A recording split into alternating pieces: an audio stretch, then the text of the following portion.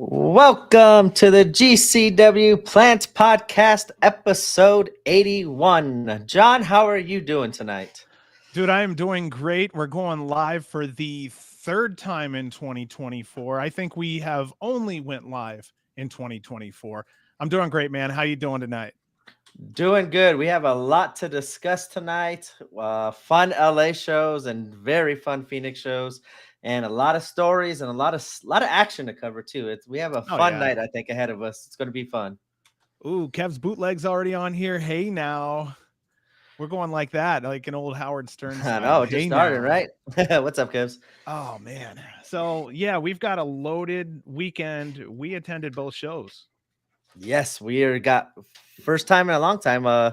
First hand recalls of everything that we saw on both nights. It's going to be fun. Yeah, it was wild out there. Okay, so should we just roll into it? Is there any? I'm trying to see if I have any notes here to mention on this one. Yeah, we were there live. Holy shit. Speaking of meeting listeners, I made a ton of new friends. We were catching up with people. I wanted to say thanks to the several people who had gifts or wanted to chill out with me. Big shout out to Fox, who was sitting right beside me the whole time in those tight ass seats with me. Um, we had so much love. B, you ended up coming in where there was a circle of one or two that were like, I'm like, come on over here. You got to check out. This is the guy right here. This is B. Like, we've met so many cool people, and it was like at this show especially, I've seen more than before. And there was one person especially that wanted to give me something, and I feel terrible because I was so damn busy. I did not have time for them, and I always make time with people. So I ended up talking to him like, I am so sorry. And I told him the next time we're both at a show together, it's fucking on. So I just want to get a chance to talk to everyone and see how that goes. A lot of newer fans were at this show. We had a "We Want Tables" chant, which is Ah, almost unheard of at GCW. I don't think it's terrible. I actually like to hear that because that lets me know that's how many new faces are in the building. yeah, That yeah, yeah. new those are new potential fans. And I know that the GCW experience live, it hooks a lot of people. So It hooks yeah, everybody. I think that's how it got me. It was yeah, the first show. yeah, the live experience is just so much fun. But yeah, LA was just incredible. Emil opened up the show and we were already pounding the mat. So that's the way this really went down. Yeah, I lost my game changer cage match stuff up. But yes, first show we are starting off with is GCW's Coldest Winter 2 in LA at the UCC. And yeah, we actually before the show we had a little pre-show. I thought that was kind of nice. A pretty little match that we kind of talked about a while ago and haven't brought up, which I think that was kind of smart. They were testing getting ready for the Fight TV on the first match coming up on Fight TV, making sure Mm-hmm. everything, all the lights, the sound, everything came through good. And they had to make it look good as the first match of the night, which surprised me, as you told me when I walked in the building. Matt Cardona going against Nick Nemeth to open up the show, and Yeah. Yeah. that was a shock to me. I was expecting a crazy night just based on that alone. So yeah, what a way to start the night off. Okay. So I'll be the one. I'm always the one. I'm the cornet listener. Okay. So conventionally, you want the new eyeballs to watch your product and the stars to see the big names. So you always generally carry that at the end of the night. However, Blake Christian taught me there's a reason for everything. So in this situation, there must have been a very good reason. But yeah, they opened the show and it's just like, wow, if you were tuning into Triller, you got what you want and you may turn off. So That's what I I hope was there's a worried great for. reason.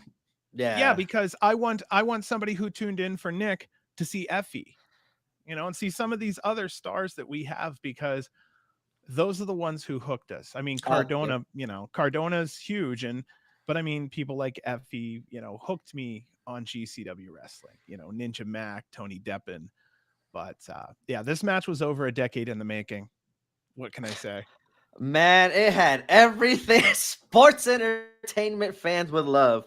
I thought it would be like that, but it actually went even overboard. Then I forgot like even how close that Nick Nemeth and Matt Cardona are close to Cody. Like I totally forget like how close they were. So when they busted out the crossroads with Nick Nemeth and all the funny stuff from Cardona with the people's elbow. So man, I was trying to catch that elbow pad so hard, like someone like it just curved right away from like no. I loved it. I thought it was a good way to start the show off. On TV, as you said, for new fans, might be a little bit different. Expecting after that match, seeing everything else that happened, but I thought it was a very hot start, and Nick Namath was very well received in the UCC Center. Yeah, and there's Kev again coming up saying he was late and the match was first, and he ended up missing it all. That's what I was thinking when it first started. I was like, man, I looked right ahead, and I was like, look at all the open space, but it didn't fill up. But I would be mad if I was like Kev, like one of those first people that showed up and then boom, missing the first match, especially that match. Well, okay, so we'll talk about that just for a second. What's going on here is that GCW I'm hoping that they've learned that when you're dealing with the LA or the West Coast crowd, they kind of come in slowly. That's just how it is. If you have a Dodgers game at home in LA, a lot of the fans won't kind of seep all the way into the stadium until like the third, fourth inning sometimes. So it's just worth knowing that. So sometimes you may have your good paying customers may have missed a couple minutes or whatnot, but it was a fantastic match. Well, go ahead. I know you want to kind of say something about it before nah. Microphone. There you go. We were just talking about that too. We haven't done that in a while. Yeah. Of course, I did it. It's been forever since either of us forgot to turn on our microphone like that. Of course, and it's live. That's all good. I was just saying, no, it was way more sports entertainment than I expected. I was kind of hoping to see a little bit more. I want to see Nick against like Jordan or Speedball or like one of these technical wrestlers in GCW. I want to see him go non-WWE style and wrestle outside the box and see what he can provide without being like held back by certain moves and blah, blah, blah, whatever the WWE system kind of did.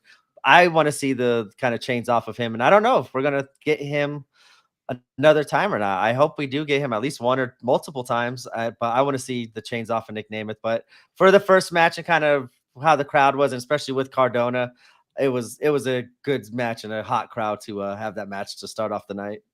And there's Frank up there in chat saying thoroughly sports entertained that match. Yeah, absolutely. Yep. Yeah, Cardona got in the ring right off the bat, did the classic heel, fuck the marks, fuck UCC, fuck LA. We had Namath's dad, Don, in the ring. Fuck you chance came up for that. Yeah, Nick looked great. Cue Nick's music. He came out to a huge reception. Fuck him up chance from the crowd, which sounded great live. Yeah. This match was, I have it in my notes here, that it was a very Steph DeLander interference heavy match. She made herself present early by pulling referee Adam Galt's body out of the ring to stop him from counting 3. Moments later, she's using a chair. Then she's choking Nick, throwing in weapons, like a ton of asshole moves. It pissed off the crowd and it threw off the match. And that's exactly what she was there for. So yeah, her again, last time I'll say it for this show, sensational Sherry. She's the disruptor. It's perfect. The perfect heel. Yeah, manager. Yep, perfect fit in too for Chelsea too. Like I know like she got the heat, like we want Chelsea, but she got rid of that fast and good for her because yeah, she stepped in well. And this match, yeah, she was all over. I was waiting for Galt to give her the old tosser out, just because it was part of the whole whole sports entertainment thing. I was waiting for the big old dramatic wind up and you're out of here, but we didn't get that. It was good. It was kind of nice seeing Ryan showing up was a surprise. I was wondering if that would happen, and it was a good kind of perfect start, like perfect introduction to him into the GCW time.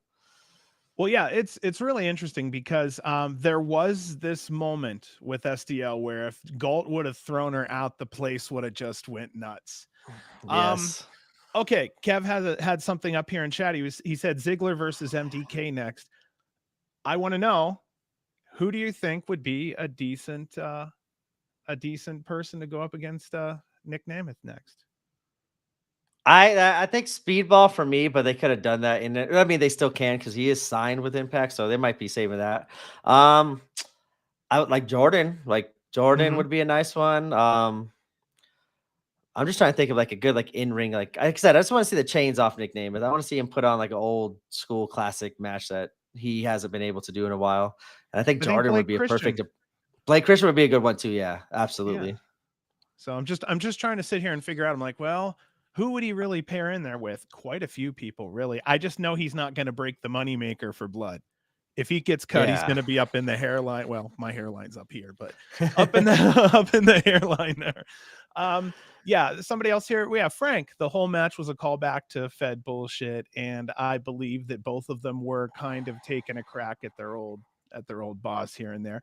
Considering Matt's dad has been in a run in or two, yeah. And let's say, let's see. Ziggler Zayn would be awesome. That would be a Yeah, good match.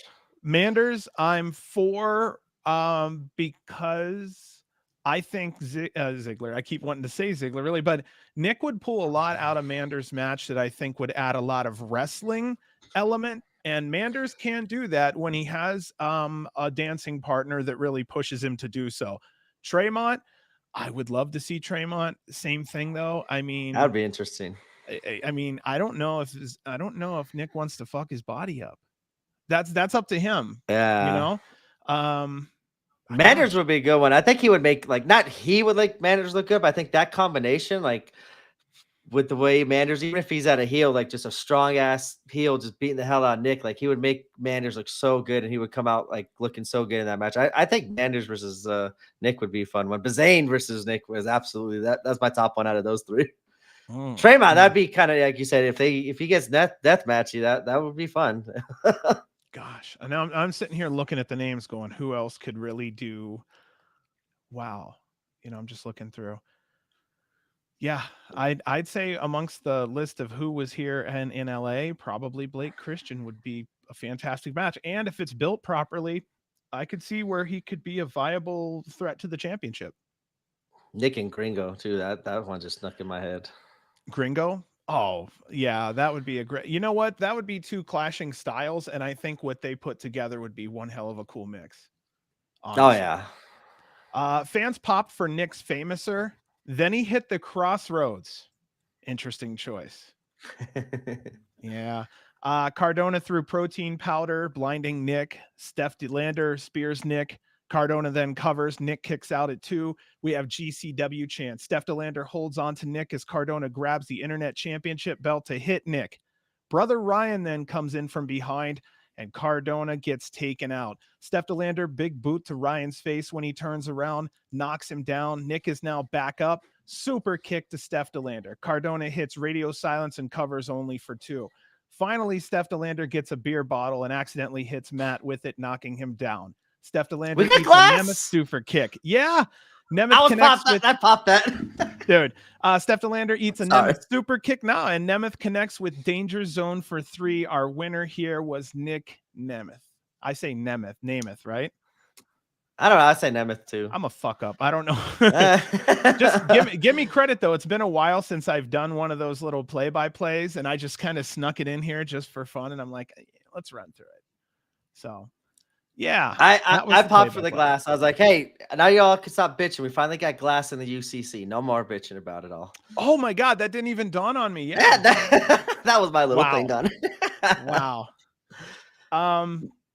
I love the GCW graphic screen at the end. If you watch on Triller TV, they had a nice little, I don't know if I want to call it a splash screen or whatnot. But Transition. Yeah. yeah, and this match was a very quick and exciting 12 minutes. It could have easily gone another 5 minutes for me, and I wouldn't have complained. Yeah, I actually was kind of surprised it was only 12 minutes long. I mean the match was the itself with the Cardona promos and all that a lot longer, but I was kind of hoping to get a little Nick on the mic too to kind of see like if he is going to stay or hey, this is like thank you for letting me back in. So I'm not sure if this is like other than Impact his first like quote unquote indie match. I I think can't so. remember. Yeah, I from what for the schedule I remember I don't think he was booked in anything other than Impact and New Japan. So Hmm. I don't know. I would like to see a little bit more of him, but it was nice being able to see him there. I do have to admit, I heard someone say it's the same sentiment I had. His pop was loud. Kota Ibushi's was louder still, collective. That's always a comparison now. Like you gotta get the Kota pop at the UCC Center, but no, The that pop for Coda Nick was pop. awesome. That's so cool. The Coda pop. All right. So yeah, we went through that one. Is there anything else you can think of before we move on that one? No, that was a lot to cover, and a lot of fun stuff happened in that match. Next one was fun though, and I actually kind of liked how it bled into the next night with the tag team. Mm. Next match is Chris Bay going against Man Like Darius. Uh Darius, man, like I love his entrance. Like a lot of more people were vibing with it too and trying to sing along. I still think it's a little too fast, but it was nice seeing the crowd kind of getting into it and getting the loud 0 and 2 ones. But Chris Bay, it's so cool seeing him still like out on the West Coast, just killing it with GCW.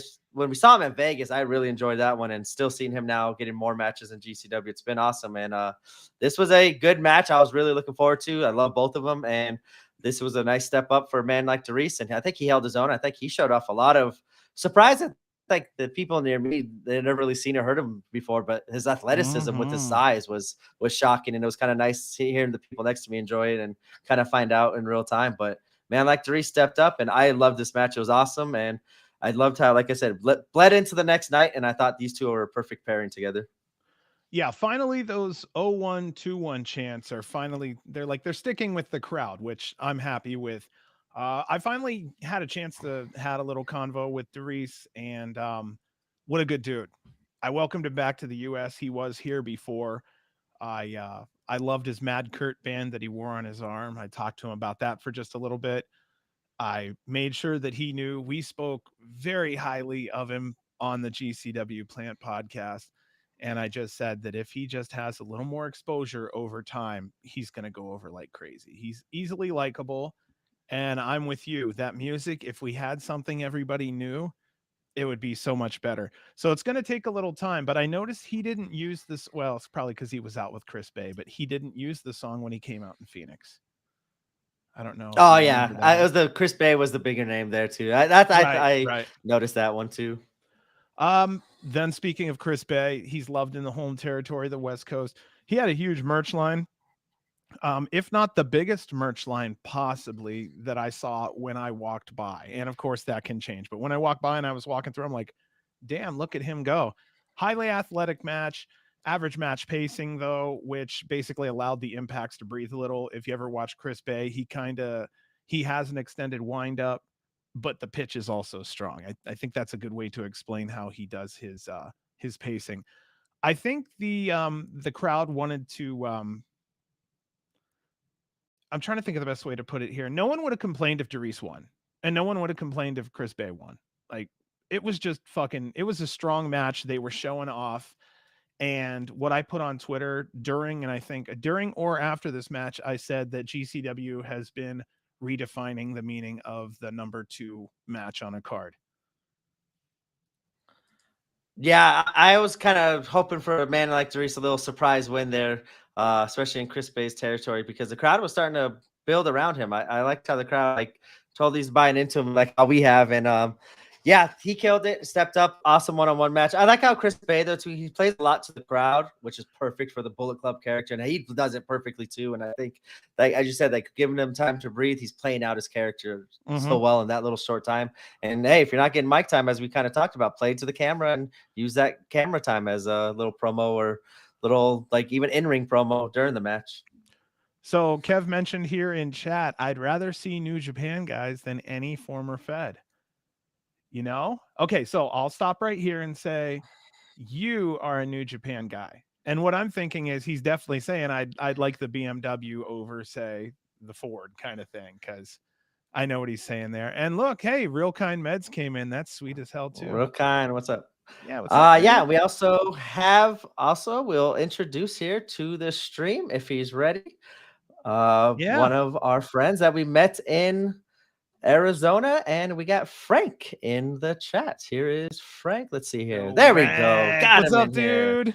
How's it Hey, going, Ah, everybody. Frank? MTK.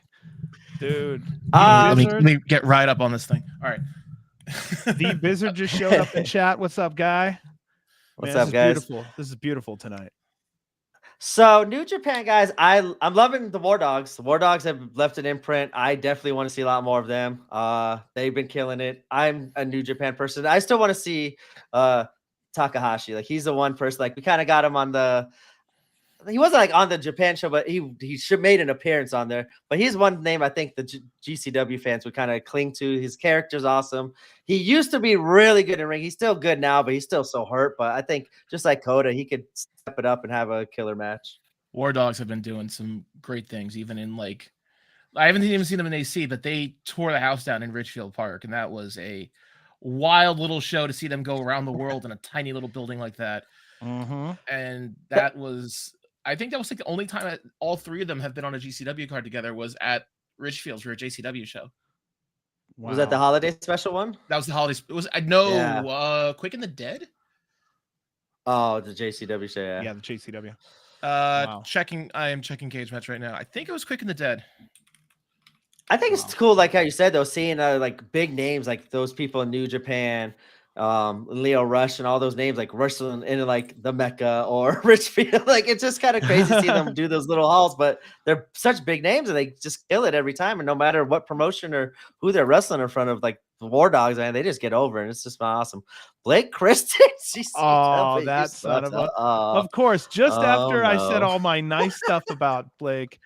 Oh man. So yeah, getting back to this here, I was going to say right there with you on the War Dogs. They really, I mean, if they stuck around, they would be stepping up the division by far. You can see that there's levels to this, and what was it at the time? I was talking about how they could have had a what's the word for it? Like I wanted to say sorry to cut in. It was Quick and the Dead. It was Coughlin and Gabe versus Rejects in an 8-minute banger. Oh yeah, those two teams. And there's Ivan. What's up, dude? Hey, what's up, Ivan? Same here, man. Yeah. Okay, so let's not BS, dude. Frank, it was so nice to finally meet you and get a hug in. Ivan, same to you, dude. Blake, he rode my ass. Hey, no shit, he rode my ass a little bit, and I loved him about it because I was talking on the one podcast about how I would like to see him, like, because he's a spoiler heel, get his ass kicked a little more. And he's like, well, I do. And I'm like, well, that's where we're at. I think that he has a couple fantastic opponents coming up. So I'm really looking forward to it. What are we looking at? 30 plus title defenses right now? 32, 33?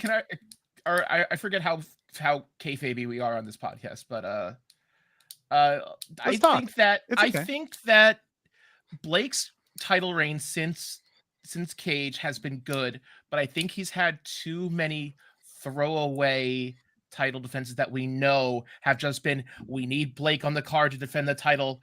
Throw the caveman guy, I forget his name. At least it's on though.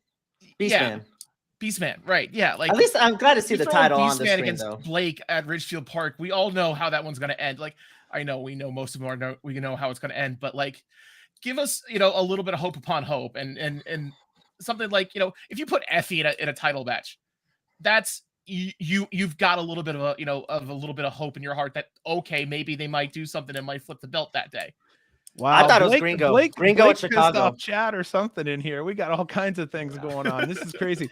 First of all, Blake, I'll still tell you, brother, I see you and I love you. My thing is, like I said, if that's the real one, and you never know. If you are the real Blake. If you are the real Blake. Wow. Yeah, the whole weekend was just fantastic. And yeah, I go with Kev here on this one in chat. Adding Mercer was a good idea. Yep. That was something that you were talking about a lot. You said that that's really going to add layers to his story, and it was time to add those layers. So I agree with you 100% on that. Yeah, I'm glad Mercer's getting there, getting that kind of predominant spot as well. But I think he's perfect muscle for Blake, especially at this time, just with all these challengers coming out. But it seems like there's going to be, as Frank was saying, I think we're getting into the collective season. We're starting to see Joey want the belt. Nick has asked for the belt. Yeah, where it's like we're in this. I think it's the big names at least, maybe. What's that? Yeah. That too, yeah. No, I was saying what I heard. I didn't hear. I heard one of you and I didn't hear the other. Oh, I said we're in this holding pattern where we've got Mania in 3 weeks. Like, nothing's going to happen until collective at this point. You had that tipping point until like, maybe last week, maybe UCC. That was probably the last viable title swap opportunity you had before it becomes something like, okay, now we're just in a holding pattern until Mania shows. Like, Well, we do have that Joey and Blake Christian meeting coming at some point, and I know Yeah. that that's going to be huge. When What that show is that hits, at? it's going to be big. I don't know yet. I think that we were talking where I think B and I were talking where I think he wanted to walk into his own show as a champion. Oh, Yep, okay. that's what Yeah, he according said. to the promo. Okay, I missed that promo then. Yeah, he said he went in to the ring, and I think it was the same one where he had the American Giant be the first one Yeah, there, and it was a Oh, okay. clusterfuck. I just it can't was that remember what Tampa show that show. was. Yeah, and That he went Tampa in show, he there. was all over it. Yeah, and Joey's earned it. He's worked his ass off. I mean, for crying out loud, it's been a while since we have one of those original torchbearers. I'm Mhm. not against that, and yeah, right now we have a lot of heels in championship positions, so this may be a breath of fresh air if he comes through here and tears into it. I mean, Yeah, that would be great. I don't see it, but I'm would be glad to be proved wrong on that. So yeah. So, trying to think of who else would be a viable champion right now. I'm always been if we knew he'd stick around and had the ability, I would to the ability to really be there every show. I still think a speedball championship run would be fun for a couple that would be months. interesting. I like that. Yeah, because he never delivers a bad match. And I will No, say, when it comes to Blake Christian, also he's made some chicken salad out of chicken shit a couple times, and that's breaking kayfabe a little bit. He's taken a couple local, more or less local wrestlers and added more spice to them, I think, and those pushed are them those further. matches that I was talking about, where it's like, it's like, okay, we're through six and 9 matches on the card, and we need the championship match to go on before we got the two Yeah. real matches, the real main events of the night to go on. Well, I'm just really happy I had a chance to talk to him because I was the one that was really rough about that championship being the last match of the night and whatnot. And then, we had a We got chance it to in talk, and he says, LA. "Look, I like how Sheik brought that up. yeah." And I try to mention it because it was a deal for a while, but things come up. So I mean, maybe he has to catch a red eye or something because of he has to be home, or maybe somebody. So yeah, sometimes the championship will go into the middle or the beginning of the match, Yeah. and I think Brett's been semi playing with those ideas anyway. We've had a couple, Cardona openers and things like that where I think he's trying to just the first match redefine is things. not guaranteed to be a blow off match anymore. Like, look at the next night. We have, Number 2. Yeah. The number 2 match on any night now can be a fucking banger. yeah. Number 2s used to be so. Yeah, Masha and Starboy to open Masha up and Phoenix. I was Starboy like, opening I was Phoenix. like, good luck following that one. Like that was crazy. Yeah. Well, All we'll right. talk. We'll talk about during the other half. Oh yeah, we got a lot of Phoenix to talk about too. Next match, Kerry Morton going against Mike Jackson. I think John, I'll let you say what you're going to say about Mike Jackson, because I agree with probably everything you're going to say there. So I'll let you take the floor there. Well, I'm not going to give too much in it. I have short notes on this one. He was out to huge cheers in his long, I believe it's close to 45, 50-year career. This was his first time performing in California. So I thought that was fantastic. Cool. And then I've been watching Kerry's dad since 1986. So I was blown away. It's sinking into my head. I'm watching a Morton up against Action Mike Jackson. So to me, that was kind of cool because I'm an old motherfucker now. And I'm like, I watched your daddy wrestle at the Coliseum. Territory. This was straight territory. Yeah, it was. I liked it. This was New South. And Kerry is perfect, man. With those, when he's having these old territorial matches, these old NWA style matches, like I think that's perfect for him, and he's delivered every time. It's becoming that secret 4th, 5th category you see on a GCW show, and I'm here for it. Mm-hmm. Yeah. Mm-hmm. Definitely. You've got your technical classics, you've got your hardcore, you've got your hardcore / depth, you've got your high flyers, you've got your lucha, and then you just have these old school, grab his fucking neck and break him over, little stunt granny type matches. Like, we got these old territory matches. I'm like, I'm here for it. Yeah, and he delivered. But this weekend, both of his matches were just like that, and the crowd was all into them too. It's funny seeing them get into old school they've never slow seen match that like that. They've never seen that style. So it's just kind of fun to even like the LA crowd seeing them enjoy. I was like, yeah, let's go get Action Jackson all the love he could get in LA. Fucking Blake Christian's fucking around in chat. Yeah, good times. So did we say the winner? I don't think we did. Kerry Morton defeats Mike Jackson with his, of course, bullshit roll up with the trunks and the ropes and everything else he needed to beat Mike Jackson. Next up, Hammerstone goes against Charles Mason. This was a good one. This was a fun one. Mason and Hammerstone and everything Mason's been doing as of late with Hammerstone has been awesome. It's cool seeing Hammerstone just get all the love too in GCW, especially I know once again we're going to talk about the next night in Phoenix. He gets that crowd too is perfect for him. But yeah, Hammerstone is a monster.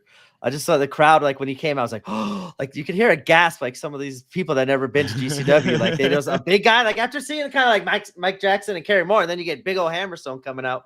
It was fun seeing the crowd's reaction to him. Hammerstone delivered. This was a fun match, and Blake is an asshole as always. Sorry, not Blake. See, sorry, we got Blake's in here. Make me call him an asshole. Mason's an asshole as always. Look at that. That's right, terrible. You know, you have someone show up to say hello to you, and no.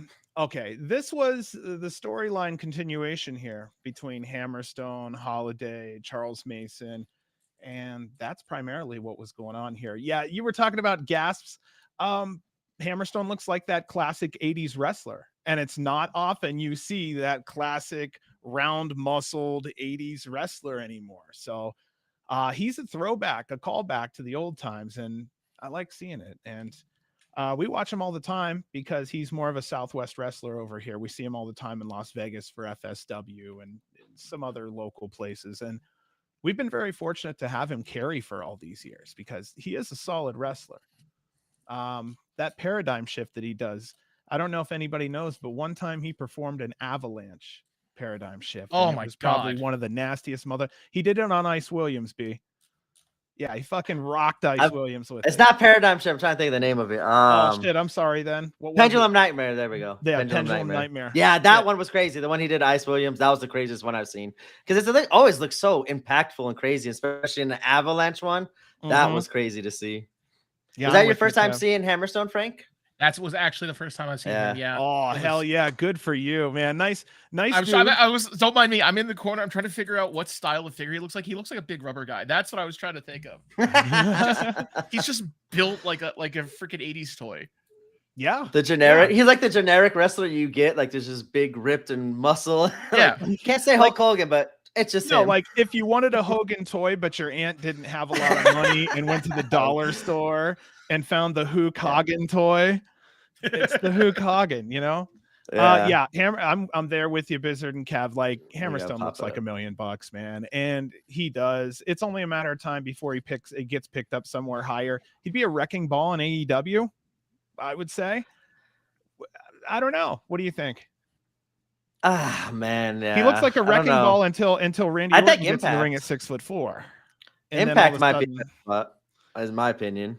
Well, it's like Brian Cage. The height exposes him, so that's why I thought AEW may be a good spot for him. But again, who knows? Yeah, I don't trust AEW right now with anything. They're in a weird spot right now. I don't want to get too far into it. Impact's fallen into the hey, look, AEW signed another 12 guys this week. Trap. Yeah. That's what I liked about it too, Kev. They brought in like the Hammerstone and MJF and like the MLW stuff. That's kind of one thing I was going to bring up on. I took only 2 notes for LA, but like the LA show had an MLW kind of storyline with the Dynasty, and you got like New Japan like wrestlers, and you got like the MLW or not the MLW, like the CMML, the AAA, like all the lucha stuff. Like you see all these promotions and like all the kind of cool stuff that's now being integrated into GCW. It's cool that they now are starting to do like the storylines that kind of make sense with it as well, like the Hammerstone and MJF and all that. Danhausen announced for GCW 3 dates. Thoughts on that? I like the idea. If they make him the comic character that he was. I hope Mance comes out and beats the shit out of him. Hey, it can happen. It can fucking happen. I will actually be in person for that March 9 date, so I will be nice. The March 9 is what date? I mean, March. What city? Atlantic City, day 1. Nice. That's the same date with Gage and Ito and Abdullah and Tree. Oh my God, yeah, that's going to be fun to talk about too. That's a violent fucking show. and I'm out here, fixing to bring two people who have never been to a live wrestling show ever, and I'm bringing them to that bloodbath of a show. And then put it right next to that pillar with all the bloodstains on it. Right? Mm-hmm. And I don't know if you saw, Cardona actually retweeted the announcement. So, are we getting Cardona Danhausen in Atlantic City? You know what? It would I be could see perfect. that. They're both Yeah. entertainers. I mean, wrestler, but they're sports entertainers. I think they could put something great together. I would like to see them have a build-up full of promos online. No, just run it. Just run it. Let Atlantic City just do it. Do it. Atlantic City. Do what it does. Throw Throw them in the pool and just see how they swim. Yeah. It's a good idea. You got Danhausen going against Cardona. Atlantic City can't stand Cardona. I'm about to say that would be kind of bad. Actually, I'm thinking about that one. And then just bust that out, have Cardona pull some open challenge BS, and then Danhausen walks out. Oh man.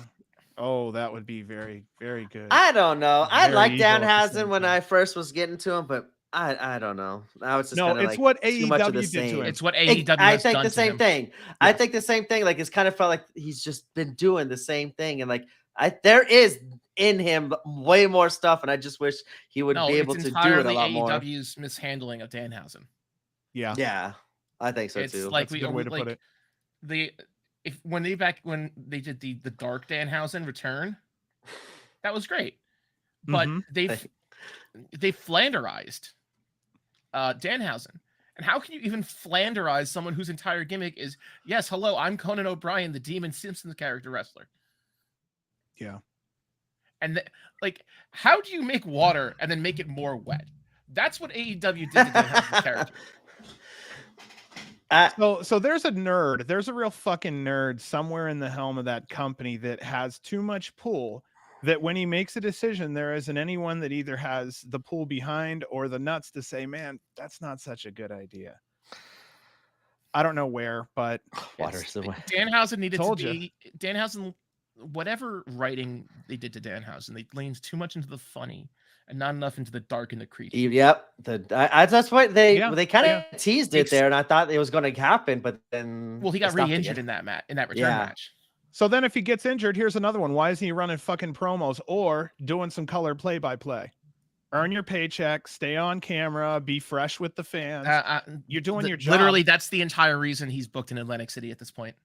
I'll say, that's the only thing he's been doing is online. I think that's where, as Kebs was saying, bootleg, like I've been kind of tired of his online shit. Like now it's just kind of like the whiny, like Danhausen. It's like, no, I want the evil Danhausen. I want the nice and smiley. I want the, Blake and Danhausen can happen. Blake and Danhausen can happen. That'll be fun. Don't be against that either, because Blake could pull some real wrestling out of Danhausen.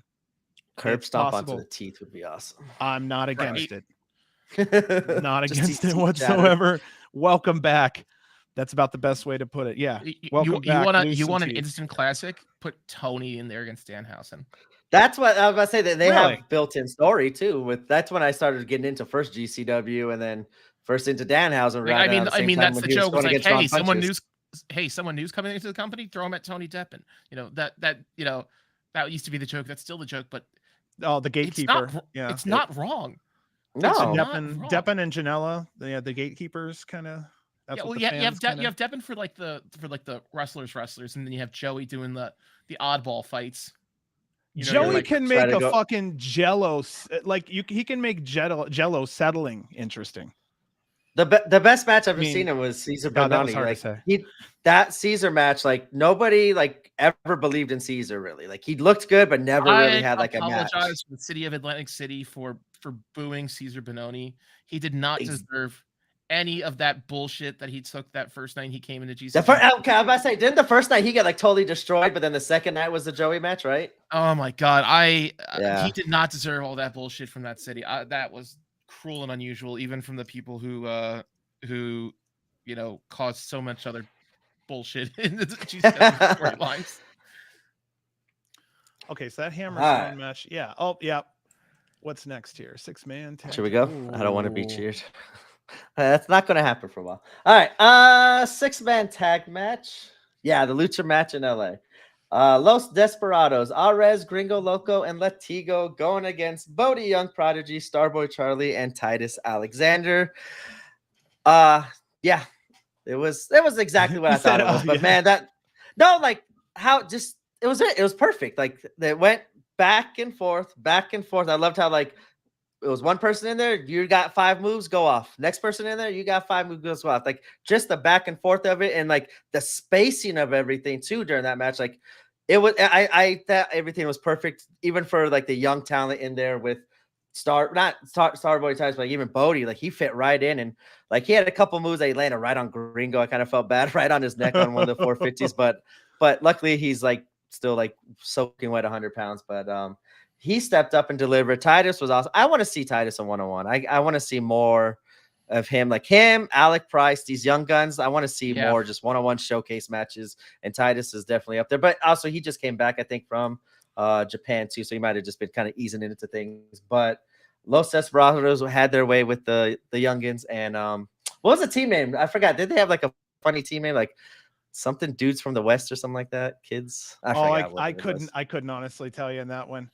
But I'll try to pull it up while you guys are talking. Los Desperados are definitely a thing. They come out with matching gear. I was surprised when we saw the matching gear, and it's like, oh, okay. Oh, the mask, yeah. Gringo's mask was awesome. I think Gringo said in their first or second match collectively that, hey, this is going to be a thing. But then, like we're all saying here in LA, when they came out with team jerseys, damn near, it was on. And I think we were talking about the moves. What's going on here is they're becoming fluid very quickly. And I think what happens is this guy hits you with this guy.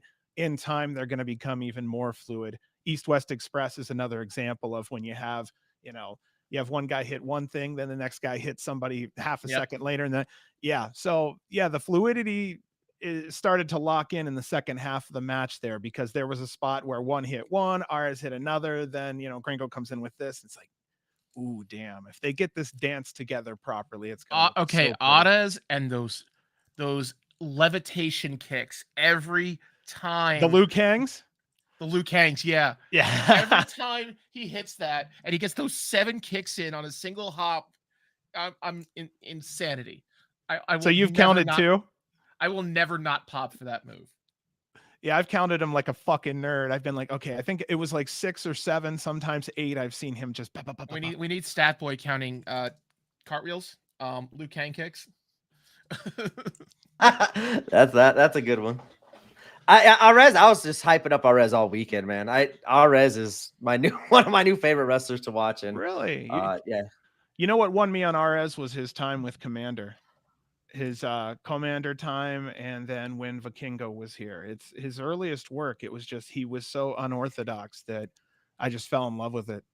And Latigo, singular, it seems like he's best in it. I didn't say singular, but he's best in a team. And, I think I had a chance with him. The last time he was here, he had a translator with him, which I thought was a really cool move, and I had a chance to talk to him, and very nice guy. So Bodie Young Prodigy, before I forget, out of FSW, 17 years old right now. Yeah, the 450 is his thing. So we have our first member of the second class of the Brat Pack in GCW. It's possible.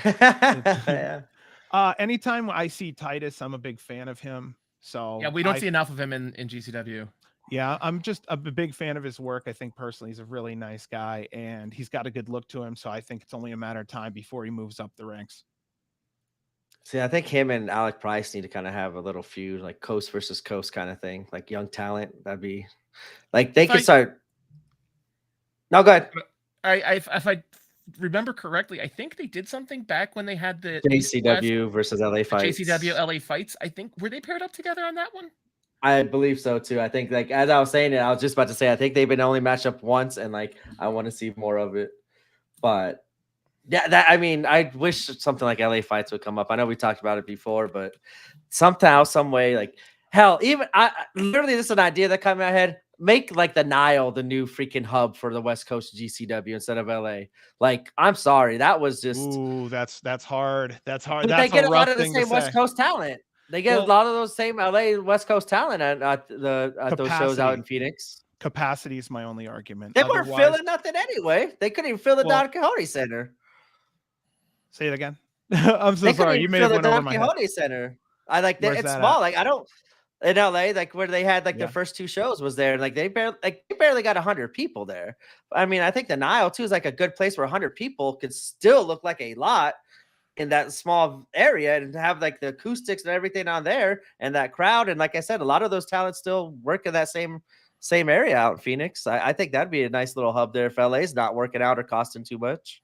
See, and I'm thinking they need to upgrade size.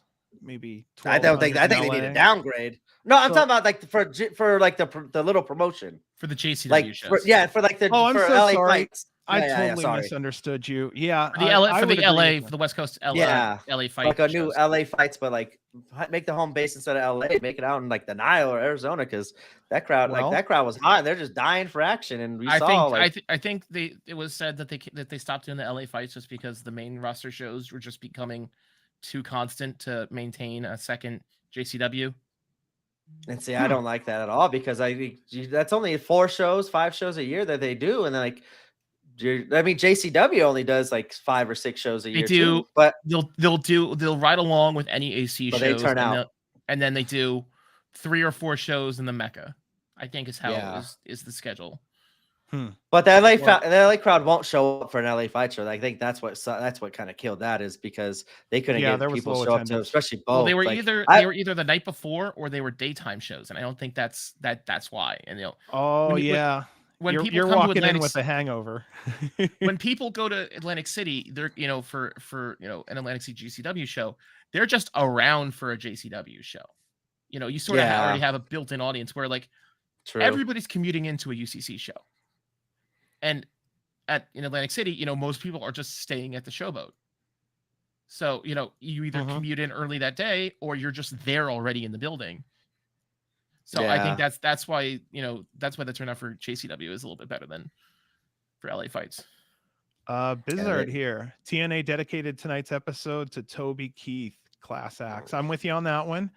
Kev's Double bootlegs. headers. I can't do double headers. I've heard I'm that a from quite a degenerate. few people now. Yeah, there's us degenerates who just kind of like sleep in the parking lot and then go right back in 3 hours later. What Let's is see what sleep? else. Yeah, exactly. There you go. I went to TO. Let's see. Kev said I went to TOS and there was a daytime show. He was too yeah, that's half the crowd, my brother. I was say that sounds about right. That sounds about right, Frank. that sounds like the experience. Let's be honest. A lot of JCW people are just hungover, sitting and watching. Oh, yeah. that's not TV in the hotel room. Well, it's like the hardcores that are like, well, if there's going to be a show, got to be somewhere. You've got the front row mafia pulling out every show. Hell yeah, every dude. show, so I'm in there, I think now. They just taught me the handshake last weekend. It's pretty cool. I got to wear my colors next time. It's like a green armband and shit. Front row mafia for life. Just go talk to Mittens, get your membership card. You'll be all set. It's $9.99 a month. All right, let's get off of this. This is getting weird. This is getting too inside baseball. Let's get off of here. I don't know if we went over a winner, but Los Desperados did beat. It was the guys from the West Coast was the name. I knew it was something actually the name. ridiculous Okay, like that. cool. Yeah, the guys from the Is that West what it was? Coast. The West Coast guys? Yeah, I thought it was a good lucha match though. Another UCC lucha banger for them. Next match is Team Bussy going against Masha Slamovich and Rina Yamashita. Good match. A lot more comedy there. Rina and Masha kind of make a good team. They just go at it and go crazy, but I think they go crazy in their different ways, which makes them a fun little dynamite tag team there where they both go lose their shit and go nuts and the crowd pops. I like that. I do like that as a tag team, and that'd be like Denver versus Violence Forever with a straight up match, striking match and all that. I think that'd be exciting. And yeah, Bussy, Effie, and Alley Catch killed it as always, and it led into a little story at the end. I'll be the asshole here. I would actually like to see Bussy break up. I would like to see Effie go on some type of a singles run, as a serious singles run. I would like to see Allie possibly even do the same. Maybe even just a little thing with Masha Slamovich to see where her chops truly lie right now. She has grown as a wrestler in the last year, so I'm really curious to see where she does land in that aspect. I think that Bussy's been playing a lot to the crowd as an act, and I'd rather see them as wrestlers because I don't want them to cheapen themselves. And that sounds really harsh, what I just said. But what I'm saying is I'd like to see them more serious. And this is just personal opinion, because when they do, they really show up. And I like to see when someone can run their car to 100, not always to 45. Yeah. Dead air, guys. You're killing me. Sorry. No, No, you're good. You're good. You're good. I was just uh, saying I want him to be a little more serious and maybe go into singles runs where we can really see what both of them are capable of. Because right now they're both at their peak, and why the hell not? well, you don't have to break them up. You can just Use them cool off independently. yeah, you know, it's not a have them do a huge blow up angle, because they're literally in the middle of a huge blow up angle with Mansoor tearing apart the second gear crew. But you can have them just quietly go off and do their own things for a little bit, and then bring them back and do you're doing a Bussy tag team match at Big A Brunch or whatever. You don't have to tear the tag team apart. You're right. I think they're the perfect tag team. You could always bring them in. It will work no matter what. You nailed it on the head, Frank. It's one of those things where they don't have to break up. You can just use them independently for a while. Yeah, I was thinking it's more like a light switch. And you made a good point. It doesn't have to be off and on. It can be when you need it. If you need if whatever, if there's a tag team tournament or whatever, yes, bring back Pussy, or have Effie go do his big Mansoor rundown angle that they're doing now. But even as independent, Effie standing alone as an independent act versus Effie as part of Pussy, that still involves Alley Catch, because they're still part of the greater union of second gear crew, Bussy, SCG cunt, whatever.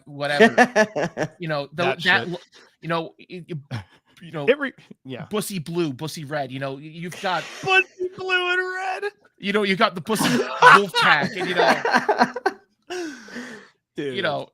Bussy Hollywood. I don't know, whatever. Yeah. You have 14 different constellations of second gear / Bussy / SCG cunt, and it's. Yes, people are going to cross over in that because there's only so many people in the GCW roster. You know what got me is after seeing SG Cunt, that's the one that got me. I'd realized, as someone who sits here and takes himself serious and talks about GCW, that when you look at a name like that, man, it's just a show. And sometimes it's just a fucking match. Like, we tear it apart and but sometimes it's just a fucking match, and they're just trying to make the fucking town. And hey, you know what? I thought of something funny. I saw this shit on like a movie, and let's just do it tonight. What was that tag team with Jordo, Nick Gage, and Action Mike? Old young man. Yeah. It was young, middle-aged, and old, and comfortably, retiring or something like that. Yeah. It's just a fucking show. It's just fun, and sometimes I have to really remember that. And that's really stupid that I have to remember that, a soap opera is a soap opera. We're watching violence with 2 cold beers in my hand. I'm like, this is just for fun. We don't have to overanalyze everything, Yeah. I'm sorry, but nothing gets me going. Nothing gets me going like this tag team of the young, middle-aged, senior, average IQ with the pension death kill. I like average IQ. Nothing I want to know who that is. I'm gonna guess that one's Jordo there. Oh yeah, probably. Yeah, because he's not too. He was the one the that young, said that, the dumb part. That's right. All right, so we got through that one. Next match. Oh, we didn't actually. I think you probably got good notes on what happened going into the end of that match, right? Oh right, yeah, the finish of that one. Yeah, the finish of the Bussy match. Here's the thing. I'm not gonna lie. This is the first episode where I said we're going live. We saw both shows live. When the fucking match comes on, I'm gonna remember what I can, and I do not honestly remember what happened at the tail end. I'm not gonna bullshit you. The Mansoor running. Oh shit, geez. Yeah. So yeah, we had the Mansoor run in on this one. Yeah, it was crazy out there. I remember every second of it. Okay. Mansoor is a disruptor right now. I really like it. He can throw off everything at any time, and it takes 1, 2, sometimes 3 people to shove him the fuck away. I love it. And when you think he's gone, he shows back up again later and still just causes havoc. That's the part I love. Like, usually you see them once and it's done, and then seeing them pop up a second time, it's always surprising. But the surprise makes it good. Yeah. Mansoor does come out, tries to take a screwdriver to Alley Catch's head, and then gets beat up by almost beat up by all 4 members of the tag match, and send Manser on his way out the door. Yeah, it's really bad when you're getting beaten up by both parts of a tag team match. Both Uh, teams of a tag team match. The one guy behind me goes, "Wait, why did they stop fighting against each other? Now they're working together." It's like, just because this guy's an asshole. That's why. Like, Yeah, try to he's keep a it short bigger and sweet. asshole than they are. So Yeah. All right. Next match is a six-person tag match as Los Macisos go against. I forgot their tag partner, Sandra Moon, teaming with Los Macisos, going against a team of Bobby Flacco, Cole Radrick, and Mr. Danger. This was just one of those thrown together matches, not really a scramble, but I think it would have been a fun scramble, and it made for it fun. definitely had scramble vibes just based off who was in this one. Definitely. Yeah. And the hot start kind of made it feel like a scramble too, of everybody just going at it and everyone taking their turn jumping out to the outside. Yeah, fun, action-packed, six-person tag match. I thought of this one. I thought the crowd like bought into it really good as well. Macisos are in a tag team match. Good match. Always. Yeah, that's always I always love a good their match. music. I love their entrance music. I'm actually telling it's like I forget who else it was, but I'm like, I'm gonna memorize their fucking music. I just want to. And then they use the other. And then they use the other song that day just because. Yeah, or the guy gets fucking canceled. Anyway, that happened. No shit. I was like, it's really fun when you see Maciso versus Maciso like in TOS, and you have one of them using the new song and one of them using the old song. Yeah. Yeah, so that's cool. Wolfpack theme after Wolfpack theme. You know what I like is how much Ciclope's personality has really come to the forefront and made them so lovable. That was a running joke when I was hanging out with our other friends over my weekend trip. It was just okay. That's how they are, yeah. Like when we first told them about the podcast, they're like, "Oh, so you talk about us? Yeah, okay, podcast guy." They're just like down for whatever. Like they're just like got such a big smile on their face. You could just hear a pin drop in the living room if we're just sitting there like on our phone or something, and someone will just yell, "Okay." You know what's nice though is it doesn't matter where you go; those two brothers are held together by an invisible tether of no more than 10 feet. I'm so jealous of the closeness those two have together because they're everywhere together. It's really hard to not see them. I love it. I really do. I'm jealous. I'm telling you, man. It's they're like, I was kind of like not angry was the word, but I was kind of blasé about them when they first came back to GCW because of how they had the tag belts in passport jail for God knows how many years. Yeah. But now that I've actually seen them and you know watched God knows how many matches with them, you know, you just can't help but not love them now.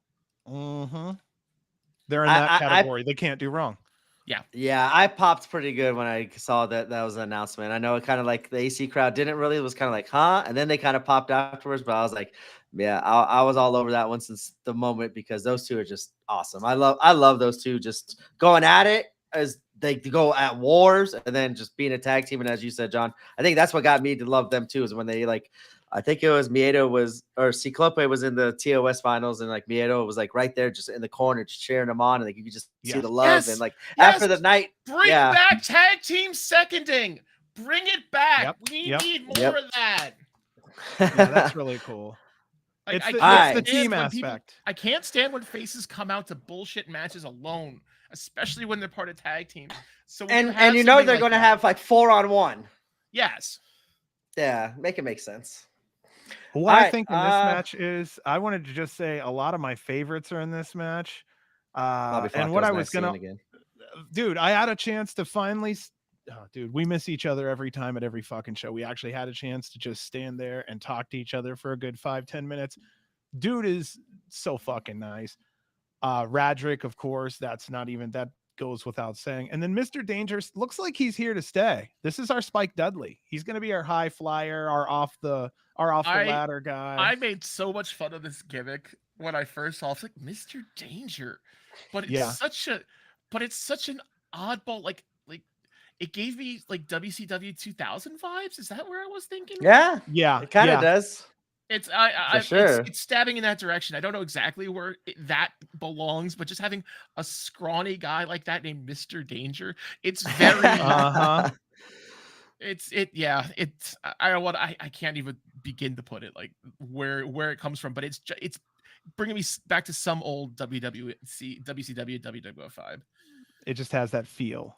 Yeah. where it's like, Hey, oh, this guy's the world champion, but he's just like, we're just saying it now, and then it will happen later, just manifesting it. he Well, kind of here's reminds me something. he's going to be like the Elix Skipper, like just the guy that goes viral and does like the crazy ass spots. Like you don't ever really see much of the matches, but you see those crazy spots, and Yep. he's the one doing it, like how Elix was. I see Mr. Danger doing that, and he's done it for a couple different promotions with the clips I've seen. It's been cool to see him, and on the West Coast, it's awesome because I think you guys get him mostly on the East Coast, right?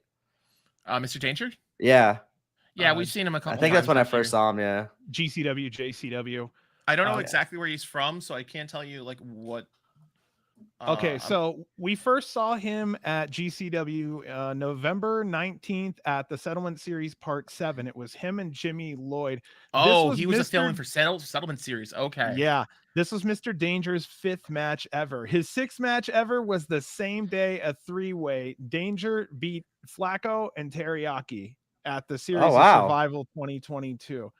Let's see here. He's been 2 years in wrestling. They have him as 5'10", 123. 2 years in ring experience. He was trained by AR Fox. He ain't fucking around. That makes a lot of sense. That makes a lot of sense now. Yeah, out of fighting out of Georgia. Cool cat. Let's see what he does, because right now he's the only one I see that's willing to really fucking break his body. You know what? He's my pick to take the belt off Jordan. Call it now. What the fuck? You didn't. A surprise. Put it up on the big board, boys. Okay. Set it down. Mr. Danger is my pick to take the. Give me 3 people you think will take that JCW title on Saturday. Who do you think has the best 3 people?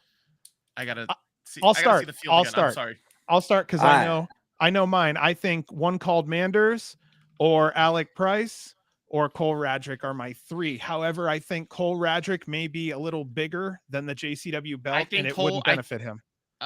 Taking, pardon the NASCAR pun because we're talking about Cole Radrick here, but in NASCAR there's this term called it used to be called bushwhacking, because it would be the guys in the top series on the Sunday series who would drive on Saturday in the minor league race exclusively for more seat time on those tracks. Yeah, and Cole definitely has that vibe that he's just bushwhacking JCW, because now he has broken that imaginary barrier in our mind that he is a GCW guy over a JCW guy. He's sharpening the pencils, what you're saying? Yeah, and and I don't think the JCW belt would benefit him as much as it would Manders. I think you're absolutely right. Or Price. See, we can, in a different lifetime, Price has already been world champion. So I mean, yeah, he had the IWTV World Championship. So I mean, I don't know if you can.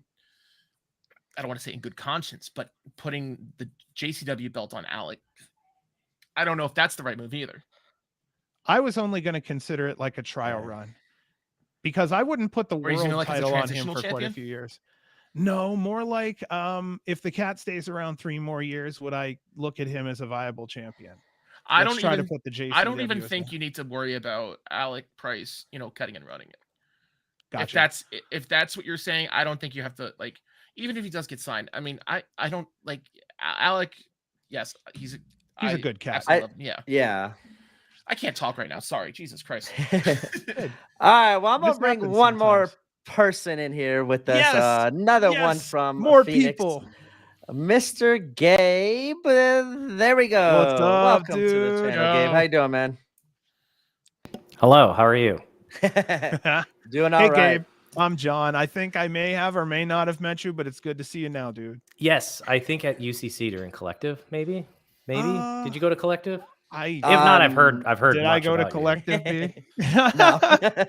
Okay. I was I met not a lot of sober, people so I cannot determine So. what happened at those shows. Oh, I have so many stories about last year's Collective, mostly involving one of our friends too. But yeah, no, it's a great time. But yes, let's just say a jailbreak from the emergency room was involved. We'll leave it there.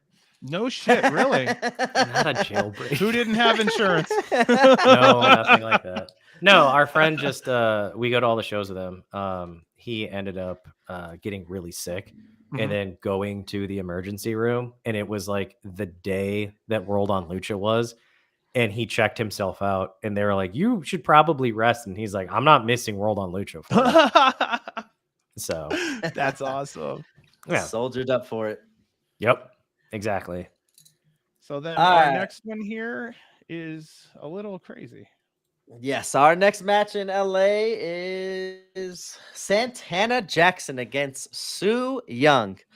This this was one of those matches we could have had like Danhausen in and something like Sue Young was perfect in this match. Yep. Her coming out with the four different Santana Jacksons. I thought the first one was Rich Swann. The way it looked like from behind and the long dreads, I thought it was her husband. I was like, hey, she gonna kick her husband, but it wasn't him. That match is how you book Sue Young. Like, She did perfectly. such a damn good job having was a so good. balance of playing 'Cause it- emotionless and also full of emotion at the same time. Yeah, because you get to see her theatric side. And I think that like that is something that a lot of people miss with very theatrical wrestlers. Just like you historically. booked Sue Young as the straight man in a match. Yeah, so like I was just talking about this today. Like I personally am really excited that Danhausen got announced for GCW because, and I'm putting this bluntly, as someone with a giant 24 by 36 inch Danhausen poster that's like right in front of me. He's been booked incorrectly at AEW. So like Thank you. He's in the indies. He was this awesome because he can fucking go. He actually, I'm sorry, can I swear on this? I forgot. Yeah, I probably go can. ahead. Fuck Okay. yes, you can. Okay, he can Wide Fuck fucking shit go, boobs. right? Sorry. Yeah. Pussy, This pussy, dude pussy, has such pussy, a pussy. nasty fisherman suplex. He's got a nasty German. He's got an amazing Saito suplex. And the thing that bums me is that his gimmick was he's like if we're talking purely fictional gimmick, he's probably like capable of something horribly terrible, cursed powers and shit. But his own incompetence makes him unable to do that, right? Like he can probably shoot lightning from his fingers, but he's unable to. And AEW has just booked him as we're going to have you come on down in a rainbow suit and then do the fingers and then that's it. And it's such a bummer because he's got so much more. And it's honestly like he put out a tweet not too long ago about how he wants to wrestle. He wants to feel alive again. He wants the real Danhausen back. And I felt that same shit because I've watched that dude since the indies. And it's been such a shame that he pulls in so much money for that company. And they won't even give him as much as like a regular spot on Dynamite. Like I've only seen him go off once, watch and like him- you could like give you him- said, he went those suplexes and stuff, and like that's only one time. It should have been way more than that. Yeah, and Referring. it's so sad. And like obviously, like he's had a string of injuries, and that's nothing against him. That just happens. It's bad luck. But I mean, he was cleared. Like to give you an idea of the disrespect that I feel like has brought him to the point where he's just going back to the indies is he was cleared in September and they started running those promos based on Halloween 3, right? That he's coming back, he's coming back, he's coming back. And what was his great like return? He accompanied someone to the ring, which is all they fucking do with him. That's so fucking shitty of somebody that they spent so much money on. On top of that, the guy you could have spent money developing a character, or you can buy a character straight off the indies. It's well developed and already like he's already popular. And then you go, you know what? We bought you because you are making big splashes. You're popular. And then we're going to take your shit and fuck it up because some corny little, like somebody who's a dork thought, well, let's make a dorky joke. And it's like someone, like the way I see it is like, it's like the people that scouted him, looked him up on YouTube, saw his tequila kick, which is like one of the things he was known for, and then went, ha ha ha ha ha, let's make him do that all the time. And it's just like, okay, you can't put him in a match. He's either been accompanied to the ring, been on Dark, or part of like a 3-man tag. And I think that that's so unfair to him because of how much he draws for AEW. I'm sure his merch sales is astronomical. And then the other thing too is that he trains with like Brody King. Like he can go. Like I've seen his matches on the indies. If you literally YouTube, you can see him and Dan the Dad and I'm about to say him and Dan the Dad was like a crazy one. Actual fire matches. Like, you know, are you gonna find something like Dean Malenko from him? No, because that's not his style. But for what he's able to do, it's kind of like it's very reminiscent of like the Santino Bros style, where it's like a good mix of like, you know, strong suplexes and stuff, but you also have like a lot of character with it. Like it's almost like a hybrid mix. And not hybrid as in like a hybrid wrestler, like a hybrid as in like those two types coming together. Yeah, it's such a shame. But I'm glad he's coming back to GCW. He's been treated like me and Gabe said this in the group chat this morning. He's being treated like an old new gen. Oh, I'm the wrestling dentist. Like, that's all he's Yeah. been doing. Like, he's more Yeah. than that. He's a technical guy that has an additional funny gimmick on top of it. But he's a good wrestler. But he's being treated as just like I'm the wrestling garbage man. Like, and that's all he's been doing. So it's nice to see, and I'm bringing this back. I promise I'm not going on a tangent. It is nice to see that still GCW and the powers that be within GCW know how to book a wrestler like that, because if they got Su Yung right, which I was extremely entertained by that. Also, like another example of how to book a wrestler like that, Santana Jackson alone. I've seen him like 3 or 4 times, and every single time I've either laughed my ass off and felt just overall, like, legitimately, I was entertained by that, or just blown the hell away because he's such a good wrestler. Like the moonwalk DDT, I still pop for that shit every single time. Considering that wrestling is his backup gig. Oh yeah. Yeah. Did you ever see the video where he took someone down on the strip? No. Yeah, there's a video out there where someone was fucking with him on the strip, right? And he fucking straight up took him down, hemmed him up. Broke his arm, right? I saw that. I did see that. I'm not gonna say that for legal reasons. But I didn't see nothing. Seeing Su Yung do that, I had heard somewhere, I don't know if it was GCW or somewhere else, but someone had booked Danhausen versus Su Yung, and I'm like, I need to see that. I, like, book that right now. Revolver too. That's a Revolver match. Sounds like too. Yeah. Oh, it does. What's that other Fed that's based out of Chicago that has the out of Chicago? It's gonna eat me away if I can't. Never mind. 1PW. No. Black Label Pro. Blank. Thank you. Is it BLP? Is it Black Label? It sounds like a BLP shit, match. man. Well, that makes sense because they always hit Two Cup Stuffed. 2 Cup Stuffed is always the same weekend as Art of War Games. Or what's up, Wally? Maybe Wally made it in the chat at least. Is there? Oh, Yeah, nice. Kev Santana Jackson was. He was internet famous before wrestling for sure. Las Vegas, he was lighting it up locally. Like the fans definitely knew him. And then B, you and I were at the LA show, and we're like, he's gonna go over like fucking crazy in LA, and then he did. And we were worried what would happen on the second show, and they freshened it up. And then I think this was his third time, and if I'm not correct, if I'm right, in LA, I think that was his third time, and freshen it up again with 4 different werewolves. So like we said, that's what he needed to do to keep it fresh. As like you said, like you just see him and like you're gonna get entertained somehow, some way, as long as he keeps on switching it up. And I'm glad to see him do it. And it's perfectly booked. And same with Su Yung as well. I thought that was a perfect match for her to kind of showcase her theatrical skills, as you guys were saying. I'm just so happy. Like, and I say this as someone that just watches like all promos, right? Like I obviously love GCW, which is like why I'm here. But as someone, speaking perfectly neutral, I have been very happy that style of wrestling has its spot on GCW, because I think more people need to see it. Not for any other reason other than I love deathmatch. I've been to death matches with Frank. I've been to family-friendly events. I just like wrestling, period. And for me, a perfect card has a little bit of everything. And I think that that's kind of why I started watching GCW in general, is because I feel like it's consistently, you get a little bit of everything, especially if you go to the UCC shows, you're going to get lucha for sure, at least once. But like to see that type, they've been pushing Santana Jackson consistently. We're seeing Su Yung. I hope we get to see more of Su Yung because I really like her. I'd like to see more Su Yung too. Yeah. And we have Danhausen coming in soon. They just announced it today. Like, Dan the Dad, I think, had popped up at one of the previous events. He always lands on the St. Louis cards. I think it's because he's from that area. He's local St. Louis. Yeah. Really nice. But that's guy. what Frank was saying earlier. Like even I got to shoot the shit with him for like 5 minutes in Vegas. That guy's deceptively really cool. strong too. Yeah, Dan. Yeah. Well, that's what Frank was saying too. Like even these territorial matches, like they have a perfect spot. Like you want to see a little bit. I have the same way as you, Gabe. I want to see a little bit of everything. I don't want to see when I go into TOS, I know it's all going to be death matches and I'm in for it. But like I like to see comedy, technical, high flying, just everything. And that's what they've been providing as of late. And now we get to see a little bit more gimmicky theatrical stuff with a little bit more territorial even thrown in on top of everything we've been getting as of late. So and then I think what you said too, Frank, we haven't seen territorial wrestling in forever. I think that's why it's kind of been fun for the new fans to see, because you haven't seen it. Like a good old-fashioned territory studio match once in a while. Like it needs to be seen. And then we were talking about him in the parking lot of Phoenix about Kerry Morton killing it with that.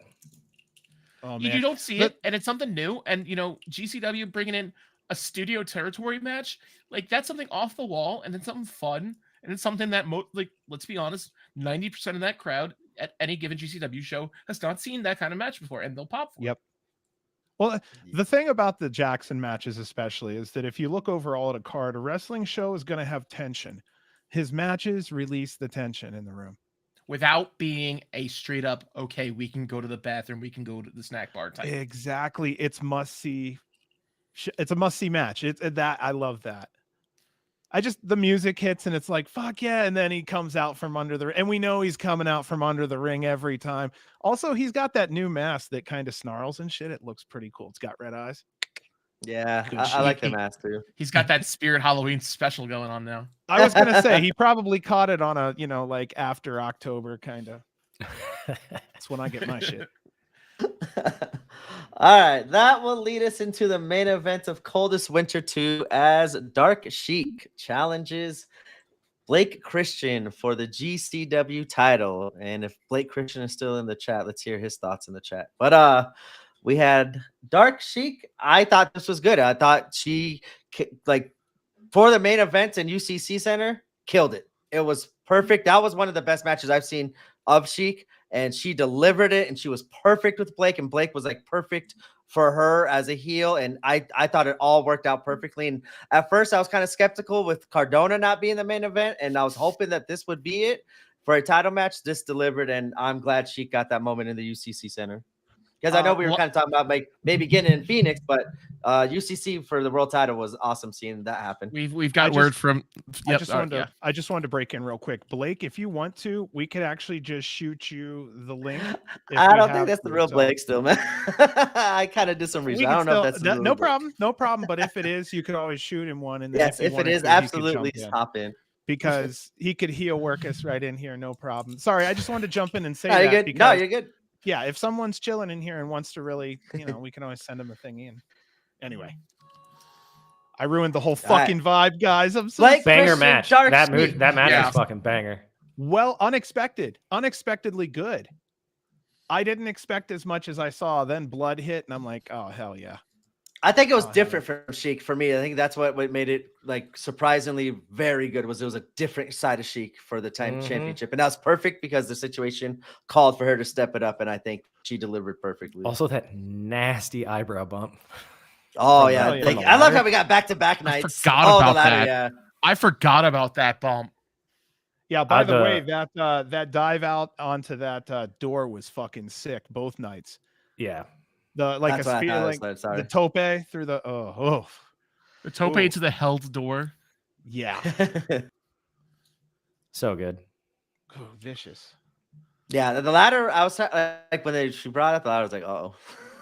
Yeah, you kind of always get that, especially like in the UCC, because I feel like as someone that's been there so many times, they don't have small ladders. It's always giant. Like dangerously big. Like during Collective when Psycho Clown and Gringo Loco, they're like, oh, let's bring out a ladder.